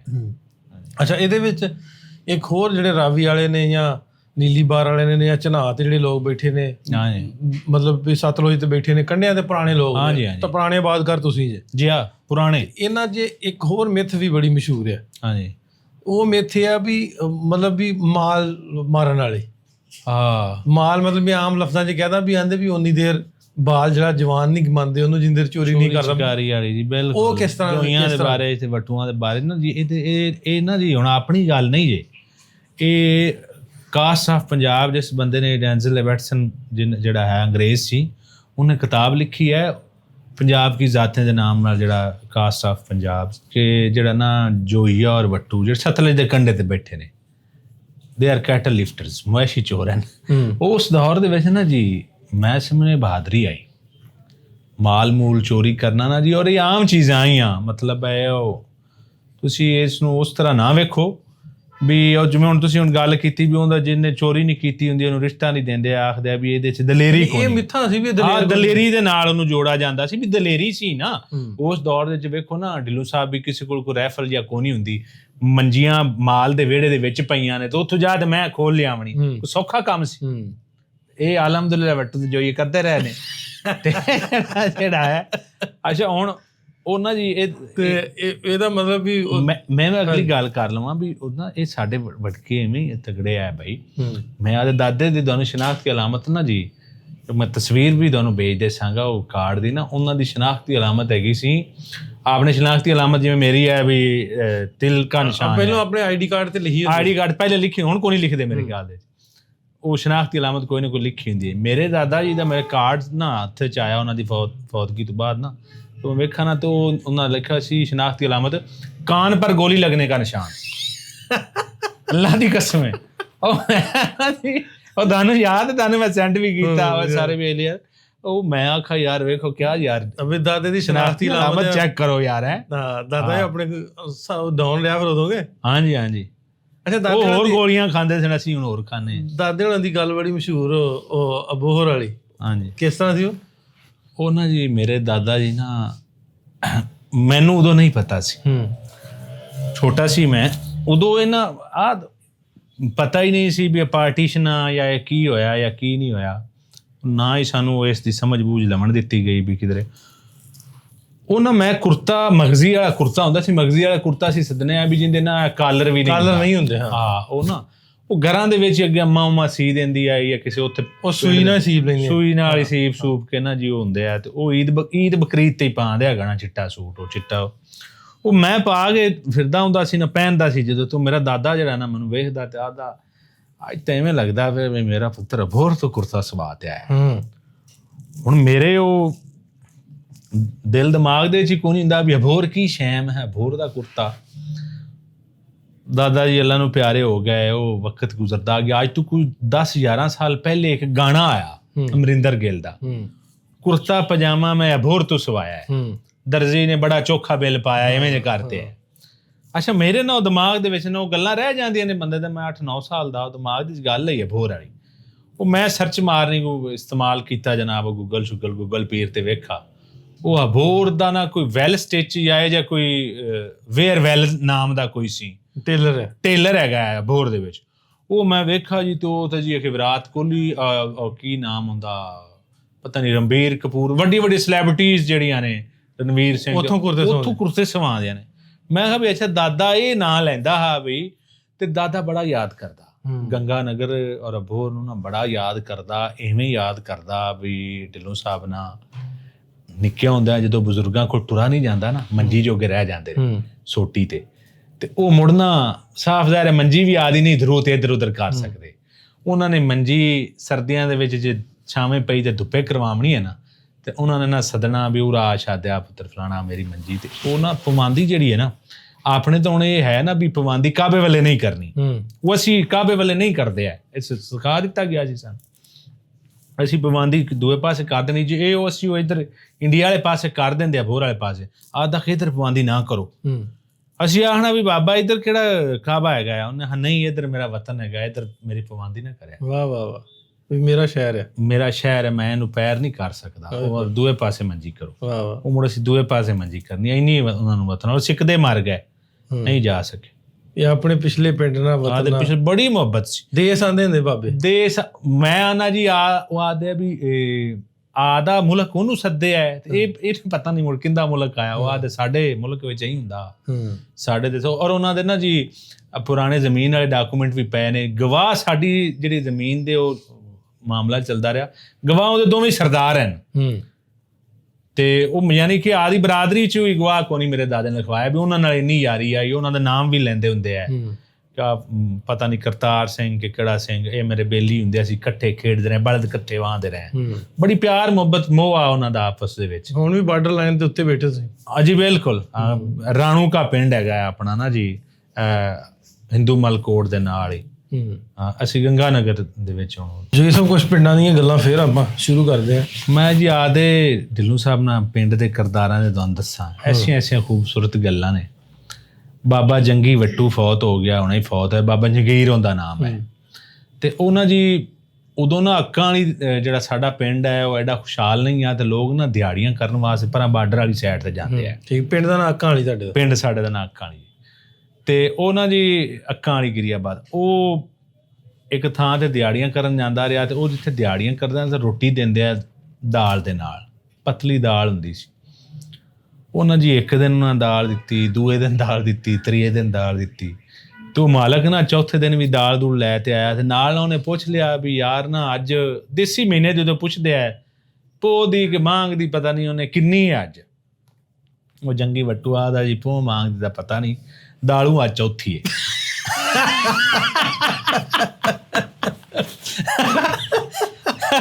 ਕੈਸੀ ਖੂਬਸੂਰਤ ਗੱਲ ਹੈ ਵੀ ਦਾਲ ਪੱਕਦੇ ਨੂੰ ਚੌਥੀ, ਦਾਲੂ ਅੱਜ ਚੌਥੀ। ਅੱਛਾ, ਪਿੰਡ ਤੋਂ ਯਾਦ ਆ ਗਿਆ, ਤੁਹਾਡੇ ਪਿੰਡ ਦਾ ਇੱਕ ਆਰਟਿਸਟ ਬੜਾ ਸੋਹਣਾ ਸ਼ੱਬੂ, ਹਾਂ ਉਹ ਢੋਲਕੀ ਵੀ ਆਉਂਦਾ ਤੇ ਬੜੇ ਬੜੇ ਬੜੇ। ਮੈਂ ਅੱਗੇ ਕੱਲ ਆਪਣੀ ਬਿਹਾਈਂਡ ਦਾ ਕੈਮਰਾ ਗੱਲ ਹੁੰਦੀ ਵੀ ਇਹ ਡਾਇੰਗ ਆਰਟ ਜਿਹੜੇ ਨੇ ਆਪਾਂ ਇਹ ਵੀ ਮਰਦੇ ਜਾਂਦੇ ਨੇ, ਮਤਲਬ ਵੀ ਉਹ ਉਹਦੀ ਤੁਸੀਂ ਗੱਲ ਸੁਣਾਉਂਦੇ ਸ਼ੱਬੂ ਦੀ, ਉਹ ਸੁਣਾਓ। ਸ਼ੱਬੂ ਦੀ ਪਹਿਲੇ ਤੁਹਾਨੂੰ ਇੱਕ ਮਜ਼ਾਹੀਆ ਗੱਲ ਸੁਣਾਉਣਾ। ਸ਼ੱਬੂ ਦੇ ਨਾ, ਸ਼ੱਬੂ ਨੇ ਆਖਦਾ ਵੀ ਮੈਨੂੰ ਨਾ ਸ਼ਹਜ਼ਾਦ ਨੂੰ ਨਾ ਪੈਗਾਮ ਦੇ ਆਓ ਵੀ ਮੈਨੂੰ ਹਾਰਟ ਅਟੈਕ ਹੋ ਗਿਆ। ਠੀਕ ਹੈ, ਮੈਂ ਬੜਾ ਪਰੇਸ਼ਾਨ। ਉਹ ਇਸ ਦੋ ਗੱਲਾਂ ਨੇ ਜੀ, ਇਸ ਮੈਂ ਨਾ ਜੀ ਪੋਸਟ ਲਾ ਦਿੱਤੀ। ਸ਼ੱਬੂ ਦੇ ਮੁੜ ਕਾਫੀ ਮੇਰੇ ਇਰਦ ਗਿਰਦ ਜਿਹੜੇ ਬੇਲੀ ਹਨ ਮੇਰੇ ਫੈਨ ਹਨ, ਜਿਵੇਂ ਤੁਸੀਂ ਜਾਣਦੇ ਹੋ, ਉਹ ਪੀਰ ਮਾਰੂਫ ਚਿਸ਼ਤੀ ਸਾਹਿਬ ਨੇ ਹੋਰ ਦੋਸਤ ਨੇ, ਉਹਨਾਂ ਨੂੰ ਵੀ ਬੜੀ ਤਸ਼ਵੀਸ਼ ਹੋਈ। ਉਹਨਾਂ ਕਿਹਾ ਯਾਰ ਜੋਈਆ ਉਹਨੂੰ ਹਾਰਟ ਅਟੈਕ ਹੋਇਆ ਤੇ ਉਹ ਸਾਨੂੰ ਦੱਸ। ਮੈਂ ਘਰ ਜਾਂਦਾ ਰਿਹਾ ਸ਼ੱਬੂ ਦੇ, ਤੇ ਨਾ ਉਹਦੇ ਨਾ ਜੀ ਖੱਬੇ ਦਿਲ ਵਾਲੇ ਪਾਸੇ ਫਿੰਸੀ ਨਿਕਲੀ ਇੱਕ ਛੋਟੀ ਜੀ, ਤੇ ਮੈਂ ਕਿਹਾ ਉਹ ਫਿੰਸੀ ਨੂੰ ਹਾਰਟ ਅਟੈਕ ਬਣਾਈ ਕਰਾ ਜੀ। ਮੈਂ ਕਿਹਾ ਮਰੇ, ਉਹ ਮਲੂਕ ਜੀ ਕੌਮ ਹੈ, ਆਖਿਆ ਆ ਵੇਖ ਹਾਰਟ ਅਟੈਕ ਨਾਲ ਫਿੰਸੀ ਨਿਕਲੀ। ਮੈਂ ਹਾਰਟ ਅਟੈਕ ਨਾਲ ਫਿੰਸੀਆਂ ਨਿਕਲੀਆਂ ਨੇ ਕਦੇ ਹੈਂ? ਅੱਛਾ, ਉਹ ਖੈਰ ਉਹਨੂੰ ਫਿਰ ਪੁੱਛਣ ਆਏ ਨਾ ਜੀ, ਅਗਲੀ ਗੱਲ ਬੜੀ ਬਰੀਕ ਗੱਲ ਜੇ, ਉਹਨੂੰ ਪੁੱਛਣ ਆਏ ਪੀਰ ਮਾਰੂਫ ਫਰੀ, ਤੇ ਉਹ ਪੁੱਛ ਤੇ ਜਾਂਦੇ ਰਹੇ। ਹੁਣ ਜਿਹੜੇ ਖਾਨ ਸਾਹਿਬ ਨੇ ਉਹਨਾਂ ਨੂੰ ਪੁੱਛਣਾ ਜ਼ਰਾ ਹੋਰ ਹੁੰਦਾ ਹੈ, ਉਹਨਾਂ ਨੂੰ ਪੁੱਛਣਾ ਇਹ ਹੁੰਦਾ ਵੀ ਉਹਨਾਂ ਨੂੰ ਕੋਈ ਨਜ਼ਰਾਨਾ ਕੋਈ 4 ਆਨੇ ਦੇ ਤੇ ਜਾਓ। ਉਹ ਐਵੇਂ ਖਾਲੀ ਪੁੱਛ ਪਛਾ ਤੇ ਵੀ ਅੱਲਾ ਤੈਨੂੰ ਸਿਹਤ ਦੇਵੇ ਮੀਆਂ, ਅੱਲਾ ਬਿਹਤਰੀ ਕਰੇ, ਚੰਗਾ ਠੀਕ ਹੈ ਜਾਵਣ, ਤੇ ਉਹਨਾਂ ਚੰਗਾ ਹੋਣਾ ਅਸੀਂ ਤੈਨੂੰ ਪੁੱਛੀ ਜਾਂਦੇ ਹਾਂ। ਤੇ ਸ਼ੱਬੂ ਨਾ ਹੀ ਉਤਾਂ ਵੇਖ ਤੇ ਯਾਦ ਆ ਕੇ ਜਿਵੇਂ ਤੁਸੀਂ ਮੈਨੂੰ ਪੁੱਛਿਆ ਨੇ ਅੱਲਾ ਤੁਹਾਨੂੰ ਪੁੱਛੇ। ਉਹ ਸਮਝ ਗਏ ਉੱਤੇ ਗੱਲ। ਉਹ ਮੁੜ ਬਾਅਦ ਮਰੂਫ ਨੇ ਤਰਸ਼ਾਦ ਮੋਹਸਨ ਬੇਲੀਆ ਮੇਰਾ, ਉਹਨਾਂ ਨੇ 2,000 ਦਿੱਤਾ। ਅੱਛਾ, ਹੁਣ ਗੱਲ ਸੀਰੀਅਸ ਕਰਦੇ ਪਿਆ ਵੀ ਉਹ ਆਰਟ ਜਿਹੜਾ ਹੈ ਤੁਸੀਂ ਆਖਦੇ ਪਓ ਮਰਦਾ ਜਾਂਦਾ, ਉਹਦੇ ਰੀਜ਼ਨ ਹੈ। ਮੈਂ ਉਹਦਾ ਬੇਟਾ ਹੈ ਨਾ ਸ਼ੱਬੂ ਦਾ, ਹਾਂ ਵੀ ਸ਼ੱਬੂ ਵੈਸੇ ਮੈਂ ਦੱਸਾਂ ਵੀ ਸ਼ੱਬੂ ਢੋਲਕ ਵਜਾਉਂਦਾ, ਸਮੀ ਜੱਟ ਨਾਲ ਜਾ ਕੇ ਪ੍ਰੋਗਰਾਮ ਵੀ ਕਰ ਰਿਹਾ, ਖਾੜੇ ਕਰ ਆਇਆ। ਹਾਂਜੀ, ਅੱਗੋਂ ਸੁਣਾਉਂਗਾ, ਬੜਾ ਸੁਰੀਲਾ ਆਦਮੀ। ਉਹ ਨਾ ਹੁਣ ਉਹਦਾ ਪੁੱਤਰ ਨਹੀਂ ਇਹ ਕੰਮ ਸਿੱਖ ਰਿਹਾ। ਮੈਂ ਉਹਨੂੰ ਆਖਿਆ ਯਾਰ ਤੇਰਾ ਬੇਟਾ ਇਹ ਕੰਮ ਕਿਉਂ ਨਹੀਂ ਸਿੱਖਦਾ ਪਿਆ, ਵੀ ਇਹ ਤੁਹਾਡਾ ਜੱਦੀ ਪੁਸ਼ਤੀ ਕੰਮ ਹੈ, ਤੁਸੀਂ ਇਹ ਮਿਰਾਸ ਲੈ ਕੇ ਟੁਰੇ ਨੇ। ਉਹ ਕਹਿੰਦਾ ਨਾ ਸ਼ਹਜ਼ਾਦ ਬਾਈ ਤੁਹਾਨੂੰ ਮੈਂ ਸਿੱਧੀ ਗੱਲ ਕਰਨਾ ਹਾਂ ਵੀ ਇਸ ਕੰਮ ਦੇ ਵਿੱਚ ਨਾ ਇੱਜ਼ਤ ਕੋਈ ਨਹੀਂ, ਸਾਨੂੰ ਅੱਜ ਤਾਈਂ ਰਿਸਪੈਕਟ ਨਹੀਂ ਮਿਲੀ। ਸਾਨੂੰ ਖੁਸ਼ੀ ਤੇ ਸੱਦ ਲੈਂਦੇ ਨੇ, ਲੇਕਿਨ ਉਸ ਤੋਂ ਬਾਅਦ ਸਾਡੀ ਇਹ ਇੱਜ਼ਤ ਹੈ ਵੀ ਸਾਨੂੰ ਡੂਮ ਮਰਾਸੀ ਪਤਾ ਨਹੀਂ ਕੀ ਆਖਿਆ ਜਾਂਦਾ ਹੈ। ਸੁਸਾਇਟੀ ਨੇ ਸਾਨੂੰ ਉਸ ਤਰ੍ਹਾਂ ਐਕਸੈਪਟ ਨਹੀਂ ਕੀਤਾ, ਔਰ ਹਕੀਕਤ ਵੀ ਹੈ। ਫਿਰ ਉਹਨੇ ਆਖਿਆ ਵੀ ਇਹਦੇ ਵਿੱਚ ਹੁਣ ਉਵੇਂ ਰਹਿ ਵੀ ਨਹੀਂ ਗਿਆ ਵੀ ਅਸੀਂ ਵਿਆਹ ਸ਼ਾਦੀ ਤੇ ਅੱਗੇ ਹੁੰਦੇ ਆ ਵੀ ਮਰਾਸੀਆਂ ਸੱਦੇ, ਹੁਣ ਲੋਕ ਡੈਕਲਾ ਟੇਪਾਂ ਲਾ ਲੈਂਦੇ ਨੇ, ਸਾਰਾ ਕੁਝ ਲਾ ਲੈਂਦੇ ਨੇ, ਆਪਣੇ ਸਾਊਂਡ ਸਿਸਟਮ ਲਾ ਲੈਂਦੇ ਨੇ। ਉਹਨਾਂ ਵੀ ਸਾਡੀ ਉਹ ਜ਼ਰਾ ਉਸ ਪਾਸੋਂ ਵੀ ਇਹ ਹਟਦਾ ਜਾਂਦਾ। ਅਤੇ ਮੈਂ ਇਹਨੂੰ ਆਖਿਆ ਵੀ ਚਲੋ ਪੈਸੇ ਨਾ ਕਮਾ ਸੇਗਾ ਨਾ, ਤੇ ਪੜ੍ਹ ਲਿਖ ਦੀ ਇੱਜ਼ਤ ਤਾਂ ਕਮਾ ਲੈ ਸੀ। ਉਹ ਮੇਰੀ ਗੱਲ ਨਾ ਉਹਨੂੰ ਸੀਨਾ ਚੀਰ ਗਈ ਵੀ ਅਸੀਂ ਆਰਟਿਸਟ ਲੋਕਾਂ ਨਾਲ ਨਾ, ਔਰ ਹਕੀਕਤ ਵੀ ਹੈ ਸਾਡੀ ਸੋਸਾਇਟੀ ਆਰਟਿਸਟ ਵੱਡੇ ਵੱਡਿਆਂ ਨਾਲ ਹੁਣ ਅਸੀਂ ਮਹਿਦੀ ਹਸਨ ਖਾਨ ਸਾਹਿਬ ਵਰਗੇ ਲੋਕਾਂ ਜਾਂ ਇੰਡੀਆ 'ਚ ਇਲਾਜ ਹੋਇਆ, ਕਿੱਡੇ ਦੁੱਖ ਦੀ ਗੱਲ ਹੈ, ਜਿਹੜਾ ਗਜ਼ਲ ਦਾ ਸ਼ਹਿਨਸ਼ਾਹ ਸੀ। ਅੱਜ ਵੀ ਭਾਈਜਾਨ ਅਸੀਂ ਇਸ ਰੋਲੇ ਵਿੱਚੋਂ ਹੀ ਨਹੀਂ ਨਿਕਲੇ। ਅਸੀਂ ਕੋਈ ਮੌਸੀਕਾਰ ਹੈ ਆਨੇ ਹਰਾਮ ਹੈ ਮੌਸੀਕੀ, ਕਿਸੇ ਨੂੰ ਆਖਨੇ ਯਾਰ ਹੈ ਵੇਖ ਰਾਸੀ ਹੈ ਜੀ, ਕੰਜਰ ਹੈ, ਕੰਜਰ ਦਾ ਲਫ਼ਜ਼ ਹਕੀਕਤ ਹੈ। ਮੈਂ ਨਾ ਜੀ ਤੁਸੀਂ ਜਿਹੜਾ ਲੈਲਪੁਰ ਪ੍ਰੋਗਰਾਮ ਕਰਵਾਉਂਦੇ ਹੋ ਪੰਜਾਬੀ ਸੁਲੇਖ ਮੇਲਾ, ਉਹਦੇ ਵਿੱਚ ਵੀ ਤੁਸੀਂ ਇੱਕ ਸੈਸ਼ਨ ਵਿੱਚ ਮੇਰਾ ਰੱਖਾ ਸੀ, ਅਤੇ ਮੈਂ ਉਹਦੇ 'ਚ ਗੱਲ ਕੀਤੀ ਵੀ ਵੱਡਾ ਡਿਫਰੈਂਸ ਇਹ ਹੈ ਵੀ ਉੱਧਰ ਅਮਿਤਾਭ ਬੱਚਨ ਦੀਆਂ ਬਣ ਗਈਆਂ ਨੇ, ਉੱਥੇ ਉਹਨਾਂ ਨੂੰ ਪੂਜਿਆ ਜਾ ਰਿਹਾ, ਉਹਨੂੰ ਇੱਕ ਦੇਵਤਾ ਸਮਾਨ ਉਧਰ ਰਿਹਾ, ਅਤੇ ਸਾਡੇ ਇੱਧਰ ਆਰਟਿਸਟ ਨੂੰ ਕੰਜਰ ਆਖਿਆ ਜਾਂਦਾ। ਬਾ ਬੁਨਿਆਦੀ ਫਰਕ ਇਹੀ ਹੈ ਨੇ, ਇਹੀ ਸਮਝ ਲਓ। ਅੱਗੇ ਆਰਟ ਨੇ ਕੀ ਵਧਣਾ ਅਤੇ ਕੀ ਕਰਨਾ। ਉਹ ਸ਼ੱਬੂ ਵਰਗੇ ਲੋਕ ਜੀ ਕਈ, ਉਹ ਬੜਾ ਸੁਰੀਲਾ ਹੈਗਾ, ਤੁਸੀਂ ਸੁਣਿਆ ਵੀ ਹੋਇਆ, ਉਹ ਜੇ ਕਈ ਹੀ ਲੋਕ ਸਾਡੇ ਫਨਕਾਰ ਹੈਗੇ ਨੇ ਜਿਨ੍ਹਾਂ ਨੂੰ ਨਾ ਮੌਕਾ ਮਿਲਦਾ ਅੱਗੇ ਵੀ ਆਹ ਕੋਕ ਸਟੂਡੀਓ ਜਾਂ ਕਿਤੇ ਜਾਂ ਕੋਈ ਉਹਨਾਂ ਨੂੰ ਪਲੇਟਫਾਰਮ ਅੱਛਾ ਮਿਲ ਜਾਵੇ, ਉਹ ਰੋਜ਼ੀ ਰੋਟੀ ਦੇ ਚੱਕਰਾਂ ਵਿੱਚ ਉਹ ਫਿਰ ਹੌਲੀ ਹੌਲੀ ਹੁਣ ਹਟਦੇ ਜਾਂਦੇ ਨੇ ਇਸ ਕੰਮ। ਅੱਛਾ, ਇੱਕ ਡਾਇੰਗ ਆਰਟ ਹੈ ਸਾਡਾ, ਬਿਲਕੁਲ ਡਾਇੰਗ ਆਰਟ ਹੈ। ਇਹਦੇ ਲਈ ਜਿਵੇਂ ਆਪਾਂ ਗੱਲ ਕਰਨੇ ਆ ਵੀ ਇਹਦੇ ਲਈ ਕੋਈ ਨਾ ਕੋਈ ਪ੍ਰੋਜੈਕਟ ਹੋਣਾ ਚਾਹੀਦਾ, ਬਿਲਕੁਲ ਹੋਣਾ ਚਾਹੀਦਾ, ਤੇ ਕਰਾਂਗੇ ਵੀ ਆਉਣ ਵਾਲੇ ਦਿਨਾਂ 'ਚ। ਮੈਂ ਇਹੋ ਹੀ ਤੁਹਾਡੇ ਨਾਲ ਡਿਸਕਸ ਕਰ ਰਿਹਾ ਸੀ ਵੀ ਤੁਸੀਂ ਇੱਕ ਵੱਡਾ ਨਾਂ ਹੋ, ਤੇ ਇਹਨਾਂ ਨੂੰ ਆਪਾਂ ਕਿਸ ਤਰ੍ਹਾਂ ਇਸ ਖਜ਼ਾਨੇ ਨੂੰ ਆਪਾਂ ਪ੍ਰੀਜ਼ਰਵ ਵੀ ਕਰੀਏ। ਇਹ ਫੋਕ ਉਹਨਾਂ ਦੇ ਸੀਨੇ 'ਚ ਬੜਾ ਬੜਾ ਪਿਆ ਹੈ, ਮਤਲਬ ਅਸੀਂ ਰਿਕਾਰਡ ਵੀ ਕਰ ਲਈਏ ਕੋਈ ਸਟੂਡੀਓ ਟਾਈਪ ਬਣਾ ਕੇ, ਤੇ ਫਿਰ ਆਪਾਂ ਇੱਕ ਫੋਕ ਸਟੂਡੀਓ ਟਾਈਪ ਬਣਾ ਲਈਏ ਕਿ ਜਿਹਦੇ ਵਿੱਚ ਇੱਕ ਕੋਕ ਹੈ ਤੇ ਆਪਾਂ ਫੋਕ ਬਣਾ ਲਈਏ, ਜਿਹਦੇ ਵਿੱਚ ਅਸੀਂ ਫੋਕ ਜਿਹੜੇ ਛੋਟੇ ਫਨਕਾਰ ਹਨ ਮੁਖਤਲਿਫ ਖਿੱਤਿਆਂ ਦੇ, ਉਹਨਾਂ ਨੂੰ ਲਿਆ ਕੇ, ਔਰ ਉਹਨਾਂ ਦੀਆਂ ਢਿੱਲੋਂ ਸਾਹਿਬ ਤੁਸੀਂ ਹੈਰਾਨ ਰਹਿ ਜਾਸੋ, ਸ਼ੱਬੂ ਦੀ ਜਿਹੜੀ ਮਾਂ ਸੀ, ਮਾਸੀ ਸ਼ੀਮਾ, ਸ਼ੀ ਵਾਜ਼ ਅ ਕੰਪੋਜ਼ਰ। ਉਹ ਖੁਦ ਮਿਊਜ਼ਿਕ ਕੰਪੋਜ਼ ਕਰਦੀ ਸੀ, ਖੁਦ ਸ਼ਾਇਰੀ ਕਰਦੀ ਸੀ, ਖੁਦ ਗਾਉਂਦੀ ਸੀ। ਐਸੇ ਐਸੇ ਹੀਰੇ ਪਏ ਨੇ, ਔਰ ਉਹਨਾਂ ਲੋਕਾਂ ਨੂੰ ਅਸੀਂ ਜਿਹੜਾ ਨਾ ਮਤਲਬ ਹੈ ਉਹ ਨਹੀਂ, ਉਹਨਾਂ ਨੂੰ ਇੱਕ ਪਲੇਟਫਾਰਮ ਦਿਓ। ਇਹ ਤੁਹਾਨੂੰ ਮੈਂ ਰਿਕੁਐਸਟ ਕਰਾਂਗਾ ਇਸ ਪੋਸਟ ਜ਼ਰੂਰ ਜੀ, ਕੋਸ਼ਿਸ਼ ਕਰਾਂਗੇ ਇਹਦੇ 'ਚ। ਹਾਂ, ਤੇ ਮੈਨੂੰ ਚੇਤਾ ਆ ਗਿਆ ਜਦੋਂ ਫਲੱਡ ਆਇਆ ਸੀ, ਇੱਕ ਵਿਆਹ ਤੇ ਵਿਆਹ ਰਾਹ ਜਾਂਦਾ ਵਿਆਹ ਵੇਖਿਆ। ਹਾਂਜੀ, ਉਹ ਮਾਈ ਮਿਲੀ ਸੀ ਮੈਨੂੰ, ਮਾਈ ਵੀ ਆਰਟਿਸਟ ਸੀ ਪੂਰੀ, ਸਾਡੇ ਪਿੰਡਾਂ 'ਚ ਬੜੇ ਕਮਾਲ ਦੇ ਆਰਟਿਸਟ। ਹਾਂ ਸਰ ਜੀ, ਬੜੇ ਬੜੇ। ਔਰ ਜਿਹਦੇ ਨਾਲ ਤੁਸੀਂ ਉਹ ਭੰਗੜਾ ਪਾਉਣਾ ਹੋਇਆ, ਕੀ ਸੀ ਨਾਮ ਆਤਾ? ਮਾਸੀ ਮਰੂਫਾ। ਹਾਂ, ਮਾਸੀ ਮਰੂਫਾ ਸਰ ਜੀ। ਨਾ ਪਿੰਡਾਂ ਦੇ ਵੇਖੋ ਨਾ ਜੀ, ਹੁਣ ਆਪਾਂ ਜਾਂਦੇ ਪਏ, ਉਹ ਮੈਂ ਕਿਸੇ ਦਾ ਵਿਆਹ ਨਾ ਮੈਨੂੰ ਸੱਦਾ ਨਾ ਕੀਤਾ, ਉਹ ਪਰਾਈ ਸ਼ਾਦੀ ਮੈਂ ਅਬਦੁੱਲਾ ਦੀਵਾਨ ਵਾਲੀ ਉੱਥੇ ਨੱਚਣ ਲੱਗ ਪਿਆ। ਮੈਂ ਐਵੇਂ ਤੁਹਾਨੂੰ ਦੱਸਣਾ ਵੀ ਨਾ ਜੀ, ਸਾਡੇ ਨਾ ਗਵਾਂਢ ਦੇ ਨਾਲ ਹੀ ਰਿਸ਼ਤੇਦਾਰੀਆਂ ਤਾਂ ਹਨ ਸਾਡੀਆਂ, ਅਸੀਂ ਸਾਰੇ ਇੱਕੋ ਸ਼ਰੀਕ ਵੀ ਰਿਸ਼ਤੇਦਾਰ ਹੀ ਹੁੰਦੇ ਨੇ, ਉਹ ਰਿਸ਼ਤੇਦਾਰੀਆਂ ਵਿੱਚ ਅੱਗੋਂ ਸ਼ਰੀਕ ਬਣ ਜਾਂਦੇ ਨੇ। ਢੋਲ ਵੱਜਣ ਲੱਗ ਪਿਆ ਢਿੱਲੋਂ ਸਾਹਿਬ, ਅਤੇ ਕੱਚੀਆਂ ਕੰਧਾਂ ਹੁੰਦੀਆਂ ਹੀ ਛੋਟੀਆਂ ਛੋਟੀਆਂ। ਹੁਣ ਮੈਨੂੰ ਤਾਂ ਨਹੀਂ ਪਤਾ ਵੀ ਅਸੀਂ ਉਹਨਾਂ ਨਾਲ ਲੜੇ ਹੋਏ ਹਾਂ। ਉਹ ਮੁੜ ਅੰਮਾ ਕਦੇ ਕਦੇ ਰੋਕ ਦਿੰਦੀ ਵੀ ਇੱਧਰ ਨਹੀਂ ਜਾਣਾ, ਤੁਸੀਂ ਇਹਨਾਂ ਨਾਲ ਲੜੇ, ਆਪਾਂ ਲੜੇ ਹੋਏ। ਅੰਮਾ ਨੇ ਇੱਕ ਦੋ ਵਾਰੀ ਰੋਕਾ ਵੀ ਉਹ ਢੋਲ ਵਿਆਹ ਉਹਨਾਂ ਦਾ। ਮੈਂ ਤਾਂ ਜੀ ਬੜਾ ਬੇਬਸ ਜਿਹਾ ਹੋ ਗਿਆ, ਮੈਂ ਘਰ 'ਤੇ ਖੜਾ, ਮੈਂ ਛਾਲ ਮਾਰੀ ਪਰਲੇ ਪਾਸੇ, ਢੋਲ ਵੱਜੀ ਜਾਂਦਾ। ਮਕਸੂਦ ਨਾਈ ਤਾਇਆ ਮਕਸੂਦ, ਅੱਲਾਹ ਤਾਲਾ ਉਹਦੀ ਜ਼ਿੰਦਗੀ ਕਰੇ, ਉਹਦੀ ਮੈਂ ਤੁਹਾਨੂੰ ਇੱਕ ਗੱਲ ਸੁਣਾਵਣੀ, ਉਹਨੂੰ ਗੱਲ ਟੋਰੀ ਪਈ। ਤਾਂ ਉਹ ਢੋਲ ਵਜਾਈ ਜਾਂਦਾ, ਤੇ ਮੈਂ ਬੇਖੁਦ ਹੋ ਤੇ ਮੀਆਂ ਸਾਹਿਬ ਨੱਚਣਾ ਸ਼ੁਰੂ ਕਰ ਦਿੱਤਾ। ਠੀਕ ਹੈ, ਢੋਲ ਚੀਜ਼ ਕਸ਼ਿਸ਼ ਹੀ ਐਸੀ ਹੈ ਵੀ ਪੰਜਾਬੀ ਹੋਵੇ ਤੇ ਢੋਲ ਵੱਜੀ ਜਾਂਦਾ ਤੇ ਪੈਰ ਰੁਕਦੇ ਹੀ ਨਹੀਂ। ਜੇ ਨਾ ਨੱਚਾ ਜਾਂਦਾ ਢਿੱਲੋਂ ਸਾਹਿਬ ਦਾ ਬੰਦਾ ਥੋੜਾ ਜਿਹਾ ਇਹੀ ਤਾਂ ਕਰ ਹੀ ਦਿੰਦਾ। ਮੈਂ ਮੀਆਂ ਨੱਚਣਾ ਸ਼ੁਰੂ ਕਰ ਦਿੱਤਾ। ਹੁਣ ਵੇਖੋ ਸਾਡੀਆਂ ਰਸਮਾਂ ਰਿਵਾਜਾਂ ਦਾ ਆਪਸੀ ਮੁਹੱਬਤ ਇੰਨਾ ਕੁ ਹੈ ਵੀ ਉਹਨਾਂ ਨੇ ਜਦੋਂ ਵੇਖਾ ਨਾ ਵੀ ਇਹ ਸਾਡੇ ਉੱਤੇ ਸਾਨੂੰ ਲੜੇ ਵੀ ਹੋਣ, ਸਾਡੇ ਵਿਆਹ ਦਾ ਨੱਚੀ ਜਾਂਦਾ, ਉਹ ਤਾਂ ਜੀ ਸਾਰੇ ਜੀ ਆ ਗਏ। ਉਹਨਾਂ ਆਣ ਵੇਲਾਂ ਦੇਣੀਆਂ ਸ਼ੁਰੂ ਕੀਤੀਆਂ ਵੀ ਸ਼ਾਦਾ ਨੱਚੀ ਜਾਂਦਾ ਜੀ, ਹਾਂ ਸਾਡੇ ਵਿਆਹ ਤੇ ਵੀ ਲੜੇ ਵੀ ਹੋਏ ਆ। ਉਹ ਮੈਂ ਨਾਚ ਨੂਚ ਤੇ ਵਿਹਲਾ ਹੋਇਆ, ਤੇ ਅੰਮਾ ਮੇਰੀ ਹੁਣ ਕੱਦ ਤੋਂ ਮੇਰੇ ਹੁਣ ਵੇਖੀ ਜਾਂਦੀ ਹੈ। ਉਹ ਮੁੜ ਅਗਲੀ ਕਹਾਣੀ ਮੈਂ ਨਹੀਂ ਦੱਸ ਸਕਦਾ ਵਿੱਚ ਪੋਡਕਾਸਟ ਦੀ ਮੇਰੇ ਨਾਲ ਕੀ ਹੋਇਆ, ਜਿਹੜੀ ਲੇਥਰੇ ਦੀ ਬੂੰਗ ਚੜੀ ਮੈਨੂੰ। ਲੇਕਿਨ ਗੱਲ ਕਰਨ ਦਾ ਮਕਸਦ ਇਹ ਹੈ ਵੀ ਅਸੀਂ ਤਾਇਆ ਮਕਸੂਦ ਬਰਾਈਨ ਦੀ ਤੁਹਾਨੂੰ ਮੈਂ ਗੱਲ ਸੁਣਾਉਣਾ, ਬੜੀ ਹੀ ਸੋਹਣੀ ਗੱਲ ਜੀ। ਔਰ ਉਸ ਬੰਦੇ ਦਾ ਸ਼ਊਰ ਚੈੱਕ ਕਰਿਆ ਜੇ। ਉਹ ਨਾ ਇੱਕ ਵਿਆਹ ਤੇ ਨਾ ਅਸੀਂ ਬੈਠਿਆ, ਤੇ ਨਾ ਕਿਸੇ ਬੰਦੇ ਨੇ ਨਾ ਜੀ ਉਹ ਮਤਲਬ ਵਿਆਹਾਂ ਤੇ ਬਰਾਈਆਂ ਸਦਾ ਖੁਸ਼ੀ ਦੇ ਮੌਕੇ ਤੇ ਢੋਲ ਤਾਂ ਵੱਜਦਾ ਹੀ ਹੈ। ਤੂੰ ਕਈ ਨਾ ਹੁੰਦੇ ਨੇ ਵਿੱਚੋਂ ਜਿਹੜੇ ਐਵੇਂ ਹੀ ਫਿਰਦੇ ਹੁੰਦੇ ਨੇ ਨਾ, ਐਵੇਂ ਮੁਫਤ ਦੇ ਆਜੀ ਚੌਧਰੀ ਵੀ ਤੇ ਆਜੀ। ਉਹਨੇ ਆਖਾ ਬੰਦ ਕਰ, ਕੀ ਕੰਜਰ ਖਾਣਾ ਲਾਇਆ, ਬੰਦ ਕਰ। ਉਹ ਮੈਂ ਵੇਖ ਲਿਆ ਮੂੰਹ ਤਾਇਆ ਮਕਸੂਦ ਦਾ, ਲੈ ਗਿਆ ਫੌਰਨ ਹੀ ਨਾ। ਆਰਟਿਸਟ ਬੰਦਾ ਤਾਂ ਇੱਕ ਝੜਕ ਤੇ ਹੀ ਵਿਚਾਰਾ ਰਹਿ ਜਾਂਦਾ, ਉਹ ਵੱਖਰਾ ਜਾ ਉਹਦੇ ਬਹਿ ਗਿਆ। ਮੈਂ ਜਾ ਦਿੱਤਾ ਮਕਸੂਦ ਦੇ ਕੋਲ ਬਹਿ ਗਿਆ। ਮੈਂ ਹਤਾਇਆ, ਇਹਨਾਂ ਨੂੰ ਕੀ ਪਤਾ ਹੈ ਐਵੇਂ ਭਈ, ਇਹਨਾਂ ਨੂੰ ਮੌਸੀਕੀ ਦਾ ਪਤਾ ਹੀ ਨਹੀਂ, ਪਲਾਨ ਦਾ ਹਾਂ ਤਾਂ ਪੁੱਤਰ ਤੇਰੀ ਗੱਲ ਸਹੀ ਹੈਗੀ ਆ। ਉਹਨੇ ਆਖਿਆ ਨਾ ਜਿਹੜਾ ਢੋਲ ਹੈ ਨਾ, ਇਹ ਢੋਲ ਅਗਰ ਗਲਤ ਹੁੰਦਾ ਜਾਂ ਢੋਲ ਅਗਰ ਗੁਨਾਹ ਹੁੰਦਾ ਨਾ, ਤੇ ਇਹ ਐਡੇ ਐਡੇ ਵਲੀਆਂ ਦੇ ਮਜ਼ਾਰਾਂ ਤੇ ਨਹੀਂ ਵੱਜਣਾ। ਫਿਰ ਉਹਨਾਂ ਮੈਨੂੰ ਇੱਕ ਮਿਸਾਲ ਨਾਲ ਗੱਲ ਸਮਝਾਈ, ਮੈਂ ਉਹ ਅੱਜ ਵੀ ਲੋਕਾਂ ਨੂੰ ਦੱਸਦਾ ਹਾਂ। ਉਹਨਾਂ ਆਖਿਆ ਵੀ ਪੁੱਤਰ ਨਾ, ਹਰ ਸ਼ਹਿਰ ਦੇ ਕਬੀਲੇ ਹਨ, ਸਾਜ਼ਾਂ ਦੇ ਵੀ ਕਬੀਲੇ ਹਨ। ਸਾਜ਼ ਇੱਕ ਗਿਟਾਰ ਹੈ, ਸਿਤਾਰ ਹੈ, ਸਰੰਗੀ ਹੈ, ਤਾਰਾਂ ਵਾਲੇ। ਉਹਨੇ ਆਖਿਆ ਇੱਕ ਅਲੱਗ ਕਬੀਲਾ ਹੈ ਸਾਜ਼ਾਂ ਦਾ। ਢੋਲਕੀ ਹੋ ਗਈ, ਢੋਲ ਹੋ ਗਿਆ, ਤਬਲਾ ਹੋ ਗਿਆ, ਅਚਾਮਾ ਹੈ, ਨਗਾਰਾ ਹੋ ਗਿਆ, ਦਫ ਹੋ ਗਈ। ਉਹਨੇ ਆਖਿਆ ਇਹ ਇੱਕ ਕਬੀਲਾ ਹੈ। ਉਹਨੇ ਆਖਿਆ ਜਦੋਂ ਹਜ਼ੂਰ ਪਾਕ ਮਦੀਨਾ ਆਏ ਸੀ ਮੱਕੇ ਤੋਂ, ਤੇ ਲੜਕੀਆਂ ਨੇ ਦਫ ਵਜਾਇਆ ਸੀ, ਉਹ ਉੱਥੋਂ ਦਾ ਢੋਲ ਹੀ ਸੀ। ਕਿਵੇਂ ਢੋਲ ਆਰਾਮ ਹੋ ਗਿਆ ਵੀ ਨਬੀ ਪਾਕ ਨਾ ਰੋਕ ਦੇਵਣ ਉਹਨਾਂ ਨੂੰ ਵੀ ਜਦੋਂ ਆਏ ਤਲਾਲ ਬਦਰੂ ਅਲੈਨਾ ਵਜਬਲ ਸ਼ੁਕਰੂ ਅਲੈਨਾ, ਨਾਲ ਉਹ ਦਫ ਵਜਾ ਰਹੇ, ਬੱਚੀਆਂ ਦਫ ਵਜਾ ਰਹੀਆਂ ਨਾਲ। ਉਹਨੇ ਕਿਹਾ ਵੀ ਇਹ ਆਰਾਮ ਨਹੀਂ ਹੈ। ਮੂਸੀਕੀ ਜਿਹੜੀ ਹੈ ਨਾ ਜੀ, ਮੇਰਾ ਵੀ ਇਸ ਬਾਰੇ 'ਚ ਹੈ ਵੀ ਦਾਤਾ ਗੰਜ ਬਖਸ਼ ਸਾਹਿਬ ਦੀ ਕਿਤਾਬ ਦੇ ਵਿੱਚ ਵੀ ਇਸ ਬਾਰੇ ਵੀ ਤੁਹਾਡੇ ਖਿਆਲਾਤ ਜਾਂ ਅਗਲਾ ਬੰਦਾ ਉਹਨੂੰ ਲੈਂਦਾ ਕਿਵੇਂ, ਉਹ ਗਲਤ ਹੋ ਸਕਦਾ। ਹੁਣ ਮੋਬਾਈਲ ਹੈ ਜਿਵੇਂ ਕਿ ਇਹਦਾ ਪੋਜ਼ੀਟਿਵ ਵੀ ਹੈ ਤੇ ਇਹਦੇ ਤੇ ਤੁਸੀਂ ਗਲਤ ਚੀਜ਼ਾਂ ਵੇਖ ਸਕਦੇ ਹੋ, ਨੈਗੇਟਿਵ। ਅੱਛਾ, ਸੇਮ ਮੌਸੀਕੀ ਦੇ ਹਵਾਲੇ ਨਾਲ। ਅੱਛਾ, ਮੈਂ ਗੱਲਾਂ ਹੋਣ ਰਹੀਆਂ ਸੀ ਵਿੱਚ ਮਾਂ ਜੀ ਦੀ ਗੱਲ ਆ ਗਈ, ਅੰਮਾ ਹੋਣਾ ਦੀ। ਹਾਂ, ਉੱਤੇ ਪੋਸਟ ਵੀ ਲਾਈ ਸੀ ਅੰਮਾ ਹੋਣਾ ਦੀ ਵੀ ਸਾਡੇ ਹੈ ਨਾ ਵੀ ਫਿਰ ਉਹ ਪੰਜਾਬੀ ਦੀ ਗੱਲ ਆ ਜਾਂਦੀ, ਡਾਇਲੈਕਟ ਦੀ ਗੱਲ ਆ ਜਾਂਦੀ ਹੈ, ਸਾਡੇ ਸੁਭਾਅ ਦੀ ਗੱਲ ਆ ਜਾਂਦੀ, ਸਾਡੇ ਲਫ਼ਜ਼ਾਂ ਦੀ ਗੱਲ ਆ ਜਾਂਦੀ ਹੈ। ਤੇ ਉਹ ਮਾਂ ਹੋਣੀ ਆਉਂਦੀਆਂ ਵੀ ਮੈਨੂੰ ਟੀਕਾ ਲਵਾ, ਟੀਕਾ ਲਵਾ। ਉਹਨਾਂ ਨੇ ਉਹ ਨਾ ਆਦੇ ਅੰਮਾ ਆਦੇ ਨਾ, ਉਹ ਸਾਡੇ ਘਰ ਹੀ ਆ ਜਾਂਦੀ ਅਕਸਰ। ਮੇਰੀ ਵੈਸੇ ਰਿਸ਼ਤੇਦਾਰ ਤਾਂ ਨਹੀਂ ਹੈ, ਲੇਕਿਨ ਮੈਨੂੰ ਮਾਸੀ ਸੱਦਣਾ। ਹੁਣ ਸਾਰੀਆਂ ਪਿੰਡ ਥਾਵਾਂ ਦੇ ਵਿੱਚ ਮਾਂ ਰਿਸ਼ਤੇਦਾਰ ਹੀ ਸਮਝੋ, ਨਾਮ ਹੀ ਹੁਣ ਮਾਸੀ ਹੁੰਦੇ।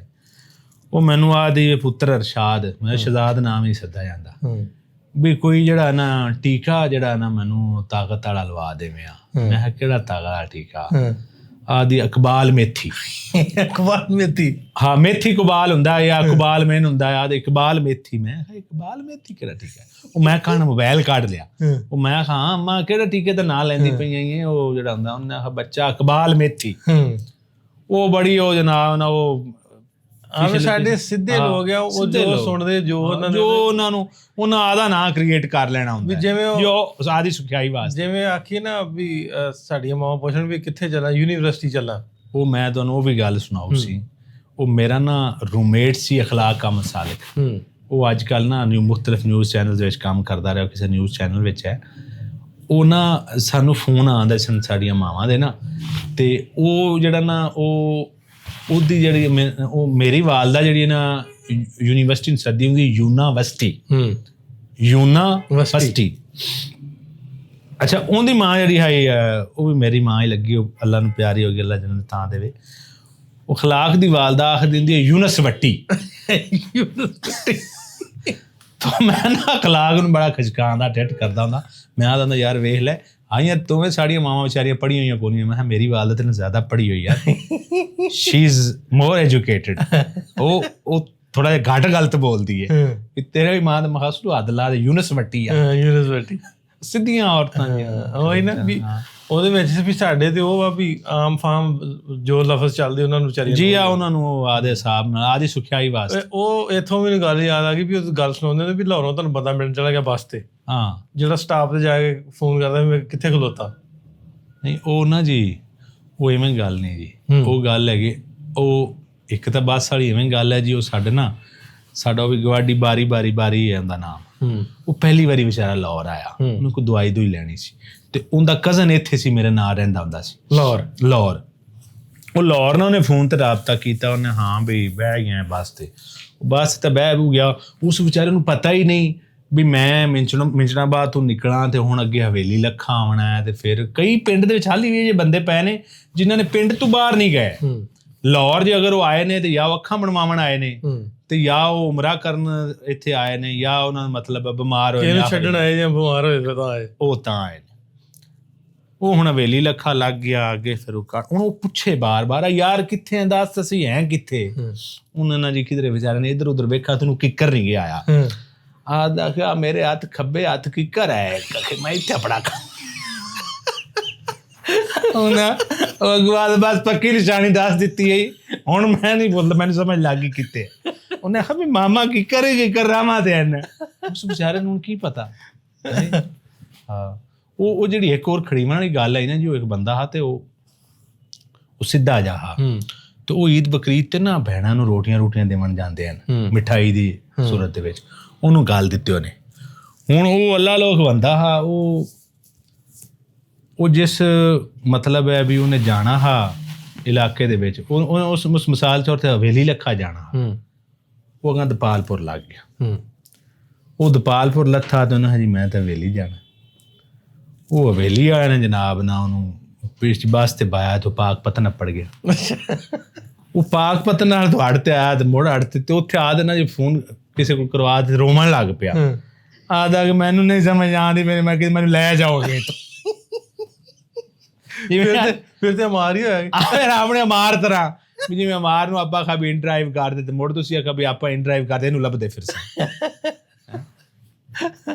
ਠੀਕ ਹੈ। ਅੱਛਾ ਨਹੀਂ, ਉਹ ਮੈਂ ਇੱਕ ਹੋਰ ਬੰਦਾ ਹੈ ਜਿਹੜਾ ਤੁਹਾਡੇ ਬਾਹਰ ਸਟਾਫ ਨਹੀਂ, ਜਿਹੜਾ ਖੁਆਰੇ ਵਾਲੀ ਝਾਲ, ਹਾਂ ਉਹ ਨਾ ਬੰਦਾ ਨਾ ਜੀ ਆਇਆ ਤੇ ਉਹ ਨਾ ਮੇਰੇ ਨਾਲ ਹੁੰਦੀ ਗੱਲ। ਉਹ ਬੰਦਾ ਥੋੜਾ ਬਹੁਤ ਹੀ ਪੜ੍ਹਾ ਲਿਖਾ ਤੇ ਮਤਲਬ ਹੈ ਨਾ, ਮੈਂ ਆਖਾ ਯਾਰ ਨਾ ਇੱਥੇ ਨਾ ਪਿੰਡ ਪਹੁੰਚ ਆਇਆ ਤੇ ਮੈਂ ਆਖਾ ਨਾ ਇੱਥੇ ਤੂੰ ਮੈਨੂੰ ਦੱਸ ਵੀ ਹੈ ਕਿਹੜੀ ਜਗ੍ਹਾ ਤੇ ਵੀ ਮੈਂ ਤੈਨੂੰ ਤੂੰ ਚੱਕ ਲੈ ਸਾਂਗਾ। ਉਹ ਕਦੇ ਆਖੇ ਮੈਂ ਹੀ ਆਈ ਹਾਂ। ਮੈਂ ਕਿਹਾ ਯਾਰ ਕੋਈ ਦੁਕਾਨ ਵੇਖ ਕਿਸੇ ਦਾ ਨਾ ਹੋਵੇ। ਤੇ ਉਹ ਇੱਕ ਨਾ ਅਮੀਨ ਇਲੈਕਟ੍ਰਿਕ ਸਟੋਰ ਹੈਗਾ ਤੇ ਉਹਨੂੰ ਵੇਖ ਤੇ ਨਾ ਤੇ ਆਦਾ ਕਿ ਮੈਂ ਅਮੀਨ ਅਲੀ ਕੜਾਕ ਸਟੋਰ ਤੇ ਕਰਾਂ। ਮੈਂ ਕਿਹਾ ਮਰੇ ਅਲੀ ਕੜਾਕ ਸਟੋਰ ਕਿਹੜਾ ਹੈ? ਉਹ ਮੈਂ ਆਪ ਸੋਚਾਂ ਵੀ ਅਲੀ ਕੜਾਕ ਅਲਫ ਲਾਮ ਇਹ ਕਾਫ ਅੜੇਗੇ ਇਲੈਕਟ੍ਰਿਕ ਤਾਂ ਟੇ ਨੂੰ ਅੜੇ ਪੜ ਗਿਆ। ਉਹ ਮੈਂ ਹਾਂ ਮੇਰੇ ਦਿਨ ਇਲੈਕਟ੍ਰਿਕ ਦੀ ਅਲੀ ਕੜਾਕ ਦਾ ਬੱਚਾ ਆ ਕੇ ਲੈ ਇੰਜ ਦੇ ਬੰਦੇ ਬਾਹਰ। ਜੀ ਸਾਹਿਬ, ਗੱਲਾਂ ਤੇ ਹਾਲੀ ਮੈਨੂੰ ਲੱਗਦਾ ਇੱਕ ਸੈਸ਼ਨ ਹੋਰ ਸਾਨੂੰ ਕਰਨਾ ਪਊਗਾ। ਮੈਂ ਨਾ ਜੀ ਗੱਲਾਂ ਤਾਂ ਹਾਲੀ ਸ਼ੁਰੂ ਹੀ ਕੋਈ ਨਹੀਂ ਹੋਈਆਂ, ਹਾਂ ਖੁੱਲੇ ਹੀ ਹੋਣਾ ਹੈ। ਚਲੋ ਇੱਕ ਦੋ ਨੋਟ ਹੋਰ ਸੁਣਾਓ ਤੇ ਫਿਰ ਆਪਾਂ ਅਗਲੇ ਐਪੀਸੋਡ 'ਚ ਕਰਾਂਗੇ। ਇੱਕ ਦੋ ਪਿੰਡਾਂ ਦੀਆਂ ਆਪਣੀਆਂ ਗੱਲਾਂ ਹੋਰ ਸੁਣਾ ਦਿਓ। ਬਸ ਪਿੰਡਾਂ ਦੀਆਂ ਗੱਲਾਂ ਤੁਹਾਨੂੰ ਮੈਂ, ਸਾਡੇ ਪਿੰਡ ਦਾ ਹੀ ਇੱਕ ਕਿਰਦਾਰ ਹੈ। ਤੁਸੀਂ ਪਿੰਡ ਦੇ ਨਾ ਮਾਈਆਂ ਦੱਸਦੇ ਸਿੱਧੀਆਂ ਹੁੰਦੀਆਂ ਨੇ ਵਿਚਾਰੀਆਂ, ਬੰਦੇ ਵੀ ਇੰਝ ਦੇ ਹੀ ਹੁੰਦੇ ਸਨ ਅੱਗੇ। ਬੰਦਿਆਂ ਦੇ ਵਿੱਚ ਵੀ ਕੋਈ ਨਹੀਂ ਹੈਗੀ ਸੀ ਬਿਸ਼ਾਰੀ, ਕੋਈ ਨਹੀਂ ਸੀ ਐਡੀ। ਉਹ ਨਾ ਕਿਤੇ ਨਾ ਕੋਈ ਚੋਰ ਪੈ ਗਿਆ ਉਹਨਾਂ ਦੇ ਘਰ ਤੇ ਉਹ ਹੁਣ ਚੋਰ ਨਾ ਕੋਈ ਚੋਰੀ ਕਰਕੇ ਕੀ ਕੋਈ ਛੋਟੀ ਮੋਟੀ ਜਿਹੜੀ ਜੀ ਇਸ ਦੌਰ ਦੇ ਵਿੱਚ ਹੁੰਦੀ ਹੈ, ਕੋਈ ਉਹਦੀ ਬੱਕਰੀ ਚਾਲੇ ਜਾਂਦਾ ਤੁਸੀਂ ਜਿਹੜੀ ਵੀ, ਉਹ ਕਾਹਦੇ ਟੱਪਣ ਲੱਗਾ ਨਾ ਜੀ, ਉਹਨੂੰ ਪਤਾ ਲੱਗ ਗਿਆ, ਜਾਗਦਾ ਉਹਨੇ ਲੱਤ ਤੋਂ ਫੜ ਲਿਆ। ਉਹਨੇ ਖੜੋ ਜਾ ਮੈਂ ਤੈਨੂੰ ਜਾਵਣ ਦੇਣਾ। ਉਹਨੇ ਯਾਰ ਇਸ ਲੱਤ ਤੇ ਫੋੜਾ ਹੀ। ਉਹਨੇ ਕਾਹ ਨਾਲ ਹੱਥ ਖੋਲੇ ਨੇ, ਉਹਨੇ ਛਾਲ ਮਾਰੀ ਪਰਾ ਜਾਂਦਾ ਰਿਹਾ।